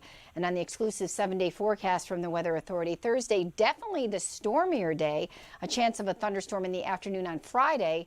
And then that front finally clears things out for the weekend. So far looks good Saturday and Sunday, and heating up Monday. How about more 90s? There's potential for at least 2 90-degree days as we end the month of August next Monday and begin September on Tuesday. And even that temperature Wednesday, that 88, that could go up to 90. That would be our 8th heat wave of the year. September around here can be warm, but we saw that the Climate Prediction Center just put out the Climate September temperature outlook. And it looks like our area has an equal chance to be above or below average in temperature for the month of September. I'm not buying it. I am going for above normal for sure. And to give you an idea of how things play out in the month of September, we talked about this last week, and I just wanted to give you a visual. When we look at the average high temperatures over a number of years, 30 years, the National Weather Service comes out with what are the average high temperatures. Well, in the beginning of the month, September 1st, the average or normal high temperature is 84. But by the end of the month, September 30th, it goes down 10 degrees and the average high temperature is only 74. So in averages, you lose 10 degrees each month in the fall through the winter, and that's how we get to those cold average highs by the time you're in February. So this is when temperatures, at least those averages, decline rapidly as we get into the fall and the winter. And then it takes a long time to get them back up. We'll send it back to you. Kathy, when you said you weren't buying the whole possibility of like the temperature dipping for September, someone actually said winter needs to come now. That was Stacy71 on TikTok. I beg to differ. Well, listen, it could take a little longer. Yeah, because guess what? I mean, does not seem that long ago that we had snow on the ground for like 20 or 30 days. So we gotta wait. We gotta wait. Please, gotta wait. Give us I time. saw those horror story pictures all the way from Atlanta of Yeah, cars you did. encapsulated in ice. And I know it's gonna happen. I know I just gotta let it happen, but I'm not ready. Yeah, no, we're not ready for that. And you know what, Judea, that was a very unusual circumstance. So we got the snow and then we got the ice, and it took forever to melt because the sun can't penetrate the ice. That was the problem. Having that layer of ice on top of the snow really killed us last winter. Wait. Back up. Can you explain that to me? Yeah, because the sun has an easier time just penetrating the snow than it does ice, so it takes more energy. So that's why the snow was on the ground much longer, because it was protected by a little coat of ice. So it made all the difference in how quickly that snowpack melted. I did not know that. I just thought heat was heat. Yeah, no, it makes a difference. The more you know. And this is why you ask scientists things, meteorologist questions. Kathy, thanks for letting us pick your brain, play with you a little bit here on Philadelphia Live, and we appreciate you giving us an update to our forecast. This will help the kiddos decide what they're going to wear for school tomorrow, and everyone out there who's getting ready for work as well. Hopefully that gives you a better idea of what to pack, what to lay out for your back to school fashion show. I don't know. You guys, we're going to take another commercial break. When we come back, I want to get into other news stories of the day. Keep in mind, we had some breaking news earlier at the start of the show, this water rescue that has now turned into a recovery. We'll try to get back into that when we come back.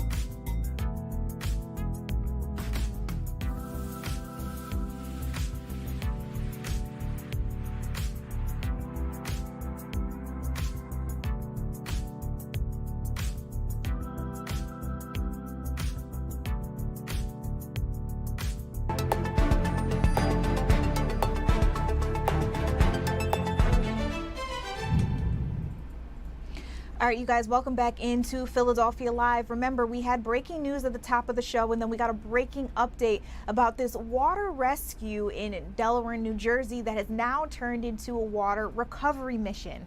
We heard from officials that they believe a woman entered the waterway trying to save a young girl. Apparently, she did save that young girl, but unfortunately for her, she went under, and they haven't seen her resurface. So there have been a ton of firefighters, police officers, and like out and about trying to find her, trying to bring her family some closure, because they were all out having a good time. It was a family affair. So again, earlier today, we heard from the fire department chief for Delaware and New Jersey speak a little more to this investigation, what it'll take, and how long they think they could be out there searching for her. So let's go ahead and take a listen. You can kind of just look straight ahead or look toward us.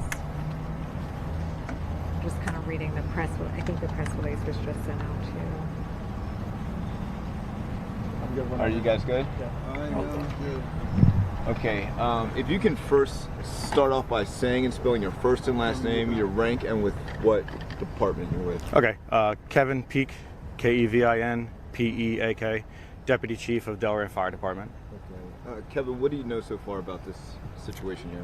Just before 4 o'clock, we got a phone call into our Central Communications Center that a subject went under the water and they weren't sure if they resurfaced or not.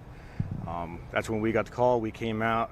We immediately made access out to the water to where the parties were located and saw the assisting parties, I should say. We immediately began getting boats on the water. We're working in conjunction with State Police, Coast Guard, side scan sonar on all their boats. We had swimmers in the water just in case they were located next to the beach or what have you. But still, we're still working closely with State Police in that process. I understand this was an adult female who was trying to assist a juvenile out of the water. Do you know the circumstances of how she ended up in the water? From what you told me, that's exactly what I've heard so far. I don't have any further on that details, and I actually just tried to get information from them down to scene, and that's all they have as well is that information. Can you describe the scene since we're so far away? First of all, is it like a half mile from here, and is it a beach setting, or what's the water situation? Kind of put it in perspective. Amico Island Amico Island here. It's a trail walking, plenty of trails for hikist enthusiasts to come, nature gaze, walk around the park. Probably about a half a mile from our location is command post, and probably about another mile in on the island, closer to where the Rancocas Creek and the Delaware River meet. That's where the actual scene is. So it's pretty deep into the woods. We have multiple units from multiple agencies from Camden County, Burlington County. Our communications center is out here. We have representatives from the Park Association here also assisting us. We have multiple drones in the air that also have thermal and sonar scanning capabilities, and they're just working up and down the waterline. Any last known locations that they were given, we're trying to hit them first. If we don't come up with anything from there, then we're just trying to search as much as we can down the coastline and to where we think that she might be. Is it deep? Is the current fast? Like, describe those conditions if you were to go out and swim on a day like this. At the time when the reports came in that she was submerged, the tide was moving out. We did go through low tide, we did go through slack tide. We're now coming back into high tide, so the tides have shifted back up to the north. So it was moving water, but as far as whereabouts which they may be, we're uncertain at this time. Are you calling this a recovery mission? At this moment, I think we are calling it a recovery mission. Like I said, we're working closely with the state police. We're going to work until dark, until it's safe for us to operate out there, and then they'll pick it up in the morning just to make sure that nothing else has come of the scene over the overnight hours. I was going to ask, is this park known for people swimming in the water? Is that a common occurrence? No. Is it safe to swim in the water? It's not known. It's not known. It's more or less out here for walking trails, nature see, nature hike, that kind of thing. There's spots where people can camp up and have picnics and that kind of thing. It's family oriented, but swimming is definitely prohibited. Oh, it's prohibited. If not prohibited, then strongly discouraged, just because of the moving current of the Delaware River. Because this island does border both the Delaware River and the Rancocas Creek, both of which are very tidal and have currents moving very quickly. Again, I know some of this information is preliminary. We're hearing maybe the victim, the alleged victim at this point, may have tried to venture out to the water to save a juvenile that was in the water. Do you have any information on that, or can you comment about maybe what that? Again, that's the preliminary reports that we received, so that's the only thing I can give you truthfully in that aspect into that question. Do you know anything about the woman that's missing? Age? I do not. I do not. Yeah.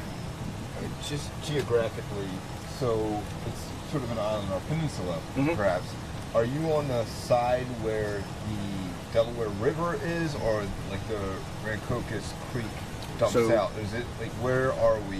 So it's both. We're operating right where the Rancocas Creek dumps into the Delaware River. Okay. We're pretty much right on that junction point of those two waterways, and that's where we're focusing the search on, and that's where we received her last known location. So, how far downstream, downriver, could this search expand to? Depending on currents and tides and the speed of the water, it could venture out a few miles from its original location. Just how many were in that group that was out here originally when it started? Do you have that information? The only information I know is that there was the initial person that we're searching for that went in the water, and then somebody tried to assist them out and they couldn't.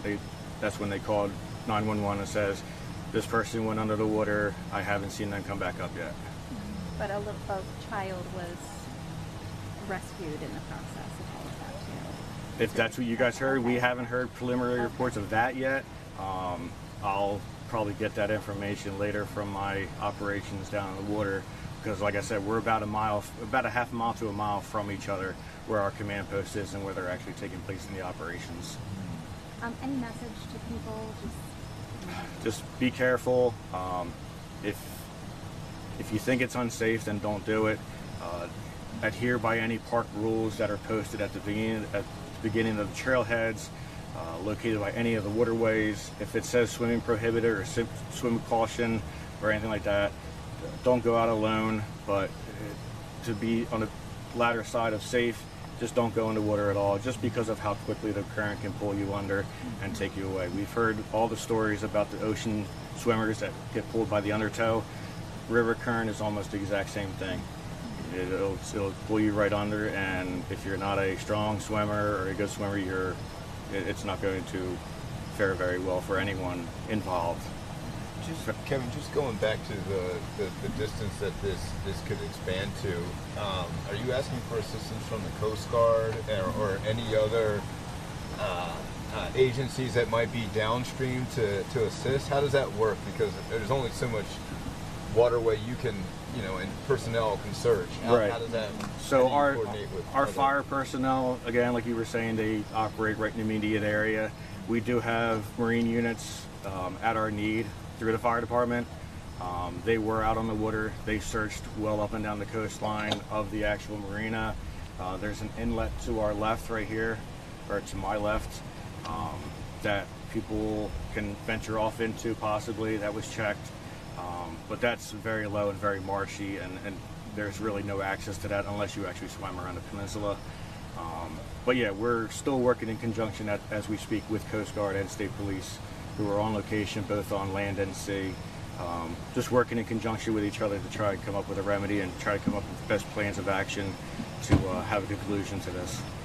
And you're going to conclude this at nightfall when the sun sets, and then if it goes into night, how does that work? If it goes into nightfall, yeah, then State Police will conclude the search, or should I say suspend until tomorrow morning, and see if anything arises through the overnight hours in this location and the surrounding areas. I understand her husband's out here. Has he talked to you? Have you talked to him at all? He has not.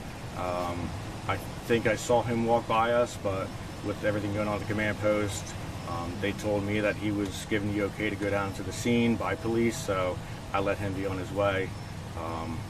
But yeah, that's about all I know of that part. Is it a mile south or a mile north you guys searching? Both directions. Both directions? Yeah, both directions. So it's a 2 mile radius pretty much? Roughly, yeah. Okay. And then we had State Police helicopters out here as well. New Jersey State Police helicopters as well. They were out here for a few hours just going up and down the river, well farther than our local capabilities, which is good because they have the same scanning capabilities as we do on sea. That leads me to the next question. I don't want to hold you up too much longer, but did they give you a description of what she was wearing so you know what to look out? I mean, I guess if you see a human body in the water, but like, do you know what to look out for? Is she wearing anything that's identifiable? Maybe something bright? I don't know. They told you that. The only thing we received was a black and blue swimsuit, so that's what we have to go off of right now. Okay. Thanks. Thank you, sir. All right. Appreciate your All right. time. Thank you. Thank you, sir. Thank you. Thank you, ma'am. Thank you, ma'am. Guys, that is the extent of what we know. I can say that during that press conference, the chief didn't have the utmost up-to-date information because there had been some updates that were sent just as he was talking. So I just want to be clear about what information we have at this point in time. Just run through it real quick one last time with you guys. Delran police are combining with Camden County, with the emergency squad from New Jersey State Police, their own emergency squad, their fire department police, all of them all together are trying to find this woman that they say went out into this waterway on Amico Island Park trying to save a little girl from struggling in the water. They say that she was able to get that little girl to safety, closer to shore, but unfortunately then she went under. Someone called 911 trying to get people to come out to the scene to assess the situation. They never saw her resurface. So for hours, ever since around 4 o'clock, we know that there have been crews out there trying to find her. They say at this point in time, they believe they're looking into a recovery, not a rescue. You can use your imagination to determine what that may mean. So they also said that if night were to fall, which it has at this point, that they would suspend their search and come back out tomorrow, hoping to find something, closure for the family. And again, this was a family situation. They say that her husband had been out there at the scene. He hadn't spoken to the fire department or police just yet. Obviously, probably very distraught after this all took place. Now, what I found interesting that the fire chief, deputy chief kept saying that this is not an area where people typically swim. And someone in our live stream chat actually said she had lived in the area for anywhere between 30 to 40 years and that she had never heard of anybody swimming in this waterway.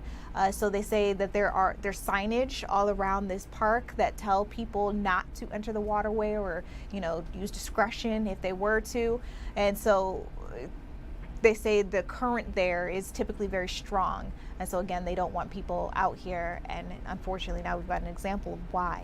So we're just waiting to see, what happens if they're able to pull her out of the water tomorrow. Again, the search has already been disbanded, but it's believed that it'll get back together as the sun comes back up. And I will let you know too, we've got one of our reporters, Jenny Joyce, who's been out there at the scene trying to figure out everything that you need to know. You can see her live report in the 10 o'clock news. That's still ahead in about 20 minutes right here on the Free Fox Local app, so don't go anywhere. We'll have more of that. Now, we're going to take a quick commercial break, but when we get back into it, I want to get you updated again on this search for 2 masked men that police say drew weapons on someone before stealing from him, and it was caught on video. We've got it all when we come back.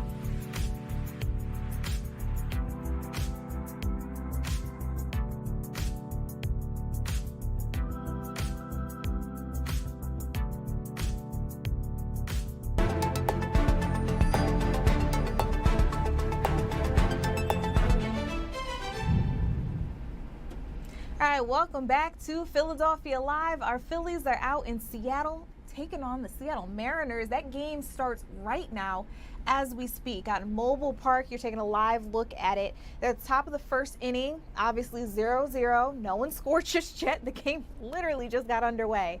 So in the next 20 or so minutes, 15 minutes really, we'll keep you updated on it, whether anybody gets a run in and what we're looking like going into the 10 o'clock news. Now, I want to get you caught up on a big story that Dylan Scott, one of our reporters here at Fox 29 Philadelphia, introduced us to earlier today. Hopefully we get some updates on it in the next couple of hours or so.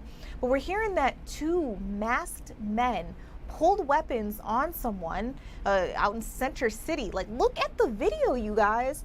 This looks like something you would see in Grand Theft Auto or just, I don't know, not here.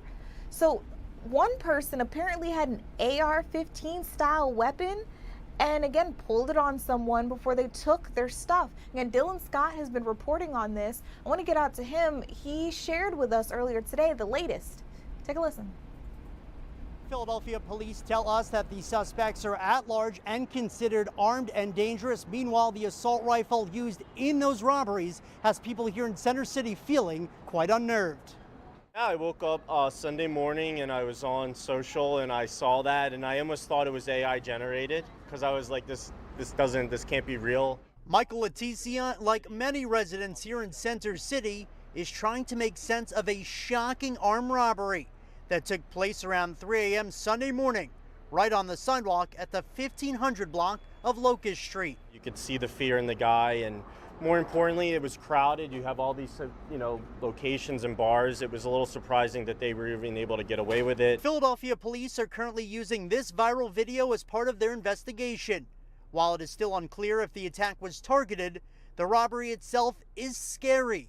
3 individuals dressed in black and wearing masks, along with the driver inside, robbing 3 men of their jewelry, electronics, and cash at gunpoint, one holding an automatic rifle. It's always concerning. Any type of robbery involving a firearm, especially when you have a high-powered style firearm, is always concerning. Captain Anthony Gannard says fortunately the victims, who likely knew each other, are okay and suffered non-life-threatening injuries. Their focus is now looking into every lead, which starts with a stolen gray Honda Accord the suspects were last seen in, found early Monday morning in Philadelphia. We are going to be investigating that and seeing what we can obtain from that vehicle after that search warrant is executed on that vehicle. As for the residents in this busy section of the city, many say they're proceeding with a bit more caution in the aftermath of this robbery. It's terrifying. It's right here in Center City. I live 2 blocks away. I got 2 daughters that are getting to that age now where they're starting to walk around the neighborhood by themselves with their friends. So it's terrifying. Again, that vehicle in the video is now in police custody. As for those suspects, anyone with information is asked to reach out to Philadelphia police at their tip line, 215-686-TIPS. Reporting in Center City, Dylan Scott, Fox 29 News. All right, well, thank you, Dylan. If you guys know anything, you know exactly where to go. Now, another story that I want to get you updated on, we got a news alert from the Montgomery County District Attorney's Office. Apparently, a board member from the Lower Merion School District has been charged. They believe that she stole from her company. We're talking about Bala Kinwood's company. So you're taking a look at her there on your screens. 41-year-old Jennifer Rivera of Bala Kinwood. Apparently she's facing multiple felony charges related to a theft of more than $50,000. They say that she stole from her previous employer. Now, in June of 2026, Lower Merion police said they were called to that previous job, which is a law firm marketing agency, where the CEO and the senior finance director reported from an internal financial review that an employee by the name of Jennifer Rivera, the one you're seeing on your screen, had used her company-issued credit card for personal expenses dating all the way back to September 2024. Now, again, remember, this is what police are saying. Detectives then began an extensive review of the business's financial records. They interviewed a number of people who were employed there, and they found that, according to police, Rivera had spent company funds of about $1,300 on videography, photography services for a bar mitzvah.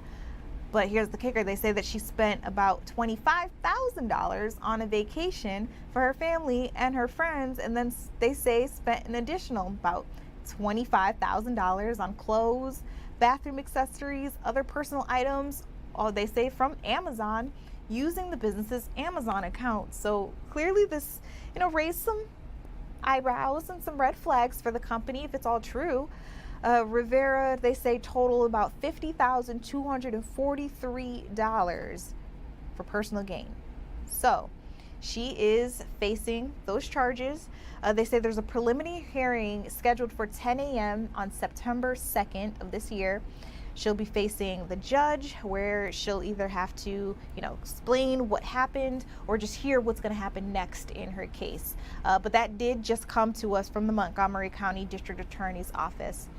You guys, we're going to go ahead and take a quick commercial break. When we come back, I saw in our commercial chat, shout out to Tanya Ortiz, says, God bless all the children going back to school.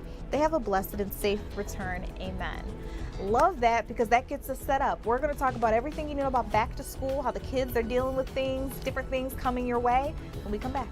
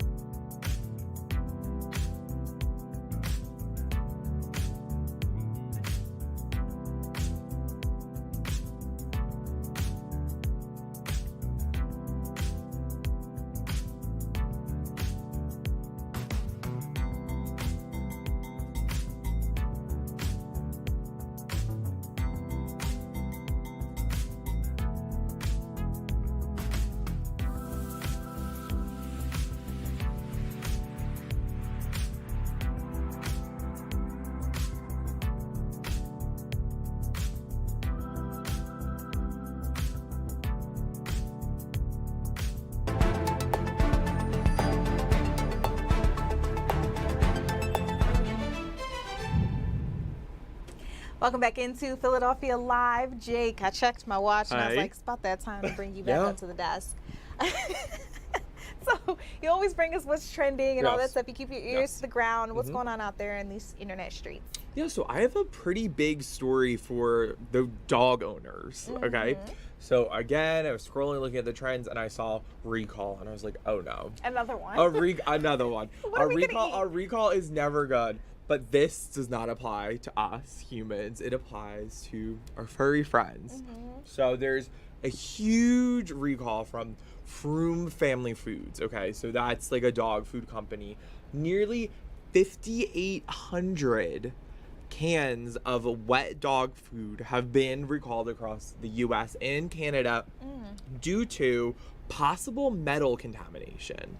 Yes. Okay. So luckily there hasn't been any like reports of like any illnesses or injuries from the dogs, but I guess they've realized, that there could have been some metal contamination and went ahead and recalled all these. So it's wet food, like I said. If you have this dog food, you're curious, it's specifically the meatloaf and turkey flavors. Okay. Check your pantries or wherever it is to keep your dog food, just to make sure that your baby is safe. And with these recalls, usually they tell you, like, if you do have one of those items you can bring back to the store Yes. for a refund. Yes. So don't worry about getting your money back. Yes, definitely. So double check. You know, there's, like I said, it's 5,800 cans, so there's a bunch of cans floating around. So if you have ever bought from that brand, just double check Yeah, for like just a peace of mind. Better safe than sorry. Exactly. Jake, when you said there was a recall, I'm not gonna lie to you, I got scared. I know. Because I feel like every single week I'm up here telling you guys something else that you No, can't yes, eat. yes, I know. So like for once, it's not us. It's not us. It's our not babies. us. It's I our know. babies. But yeah, at least now you know. Yes. Just check it. We'll move on. Double check. Double check. I want to actually, we were looking out in Seattle. Can we get that shot back up? Because, Jake, Phillies just scored. Yes. We're only in the first inning, like top of the first inning. Phillies Mariners just got off around, what, 9:40? It's only been 13 minutes. Oh, yeah. And we're looking at 1 point on the board. Seattle Mariners, zip. We'll see what happens. But I'm feeling good. I'm feeling good. Yeah. Wait, random question I just thought of. Have you been to a Phillies game yet? No. Really? I've been to plenty of Braves games. I've never Oh my seen the gosh. Phillies. You have to go. It's so much fun. I went to during All-Star Week. Okay. I did some stuff then, but no, Okay. I've never been to a traditional. Oh my gosh, you have to go. Honestly, I think it's my favorite. Out of all the games, I love going on. I always have so much fun. I always get like the little ice cream and the in the little cap. I have to. I have to splurge a little bit, but I mean, I love going to see all the teams, but ever since I was little, the Phils always had like a special place in my heart. So I watched Abbott Elementary all the time before I moved up Yes. here. And there's an episode where they finally go. Yes. Yes. And I would be like Quinta Brunson. The whole thing, I think she like wanted to have her helmet on because she was scared she was going to get hit. That would be me. Oh my gosh, that was such a huge deal when that came out. Mhm. I remember it was a pretty quick turnaround because I feel like there was all this stuff like because they were filming it at an actual Phillies game, so there was all this Wait, footage. what? Yes, you didn't know that? No. They filmed it at an actual Phillies game. Yes. How are people not losing their minds? I know, and it was crazy because like in the episode, like Kyle Schwarber's hitting all these Schwar bombs. That happened in real life. Like I think it was like he hit 3 that night, and it just like so happened that they went on the right night. But it was like all this footage came out of like them there, and then it seemed like it was like literally a month later the episode came out. Like they did it People were fast. like, oh, it's just a celebrity Yes. night out. Come to find Yes. out, nah, you may have been on Yeah, camera. but isn't that pretty awesome? It was an actual game that they went to.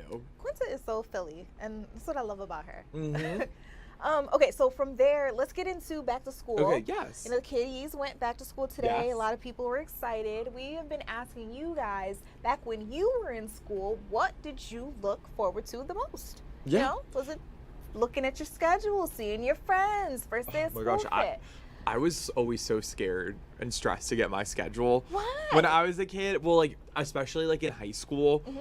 I was always gonna be like, I'm not gonna know anyone in my classes. Oh, and you're I would gonna get separate me from but my I always did. I always had like at least one, and that's all that mattered. But we wanted to know what your favorite part of going back to school is. So we ran this poll, fox29.com/go vote. Dang, Fox you're local tab. It's changing right now.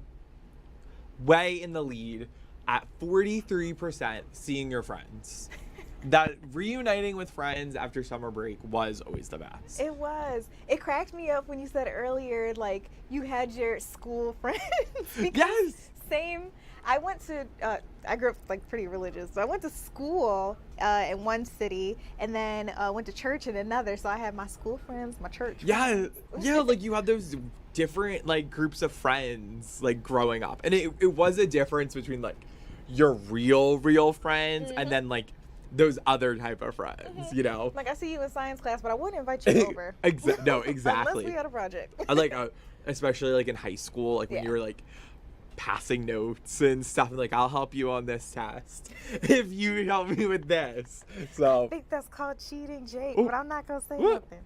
Okay, so we wanted to know what you guys thought. Obviously, you're still voting. We have a couple of minutes left in the show. Where can they go if they still want to participate? So the actual poll is fox29.com/go vote under the Fox Local tab, but you can also find it on social media. So on our Facebook page, on our X page, you can leave a comment. Beautiful, beautiful. Yeah. I love it. In addition to the back to school, we had talked about the Phillies. I do need to update you guys because we've also been keeping our eyes on our little leaguers. And unfortunately, yes, they did fall to the Southeast team. Now, I don't know if that means this is the end of the road for them, but I can guarantee you that our sports team will have an update for you in the 10 o'clock news. So if you want to keep your eyes and your ears on the ground, what's going on, we've got, remember, that water recovery. Yes. We'll see what's going on there with Jenny Joyce. We've had this church service where they were trying to ask for justice for Kadir Skinner's family. Shawnette Wilson will bring you live updates on that. And then with the World Series for our little leaguers, the sports team will bring you that. So we got a lot. Stick with us. We got a lot. Yes, stick with us. You guys, I'm Judea Murray. This is Jake Leonard. You've been watching Philadelphia Live, and I encourage you to join us every single night. We're on weeknights, 7 to 10 p.m., and we bring you a little bit of everything. Yep. You can comment on our social media live stream chats. I can read them, answer your questions, get you guys caught up on everything you need to know. Locally? Yeah. Nationally? Internationally? Yeah. A little blend of everything. You guys, about that time. I'll see you later. See you tomorrow, 12 to 2. I'll see you at noon. Yeah, be there and be square.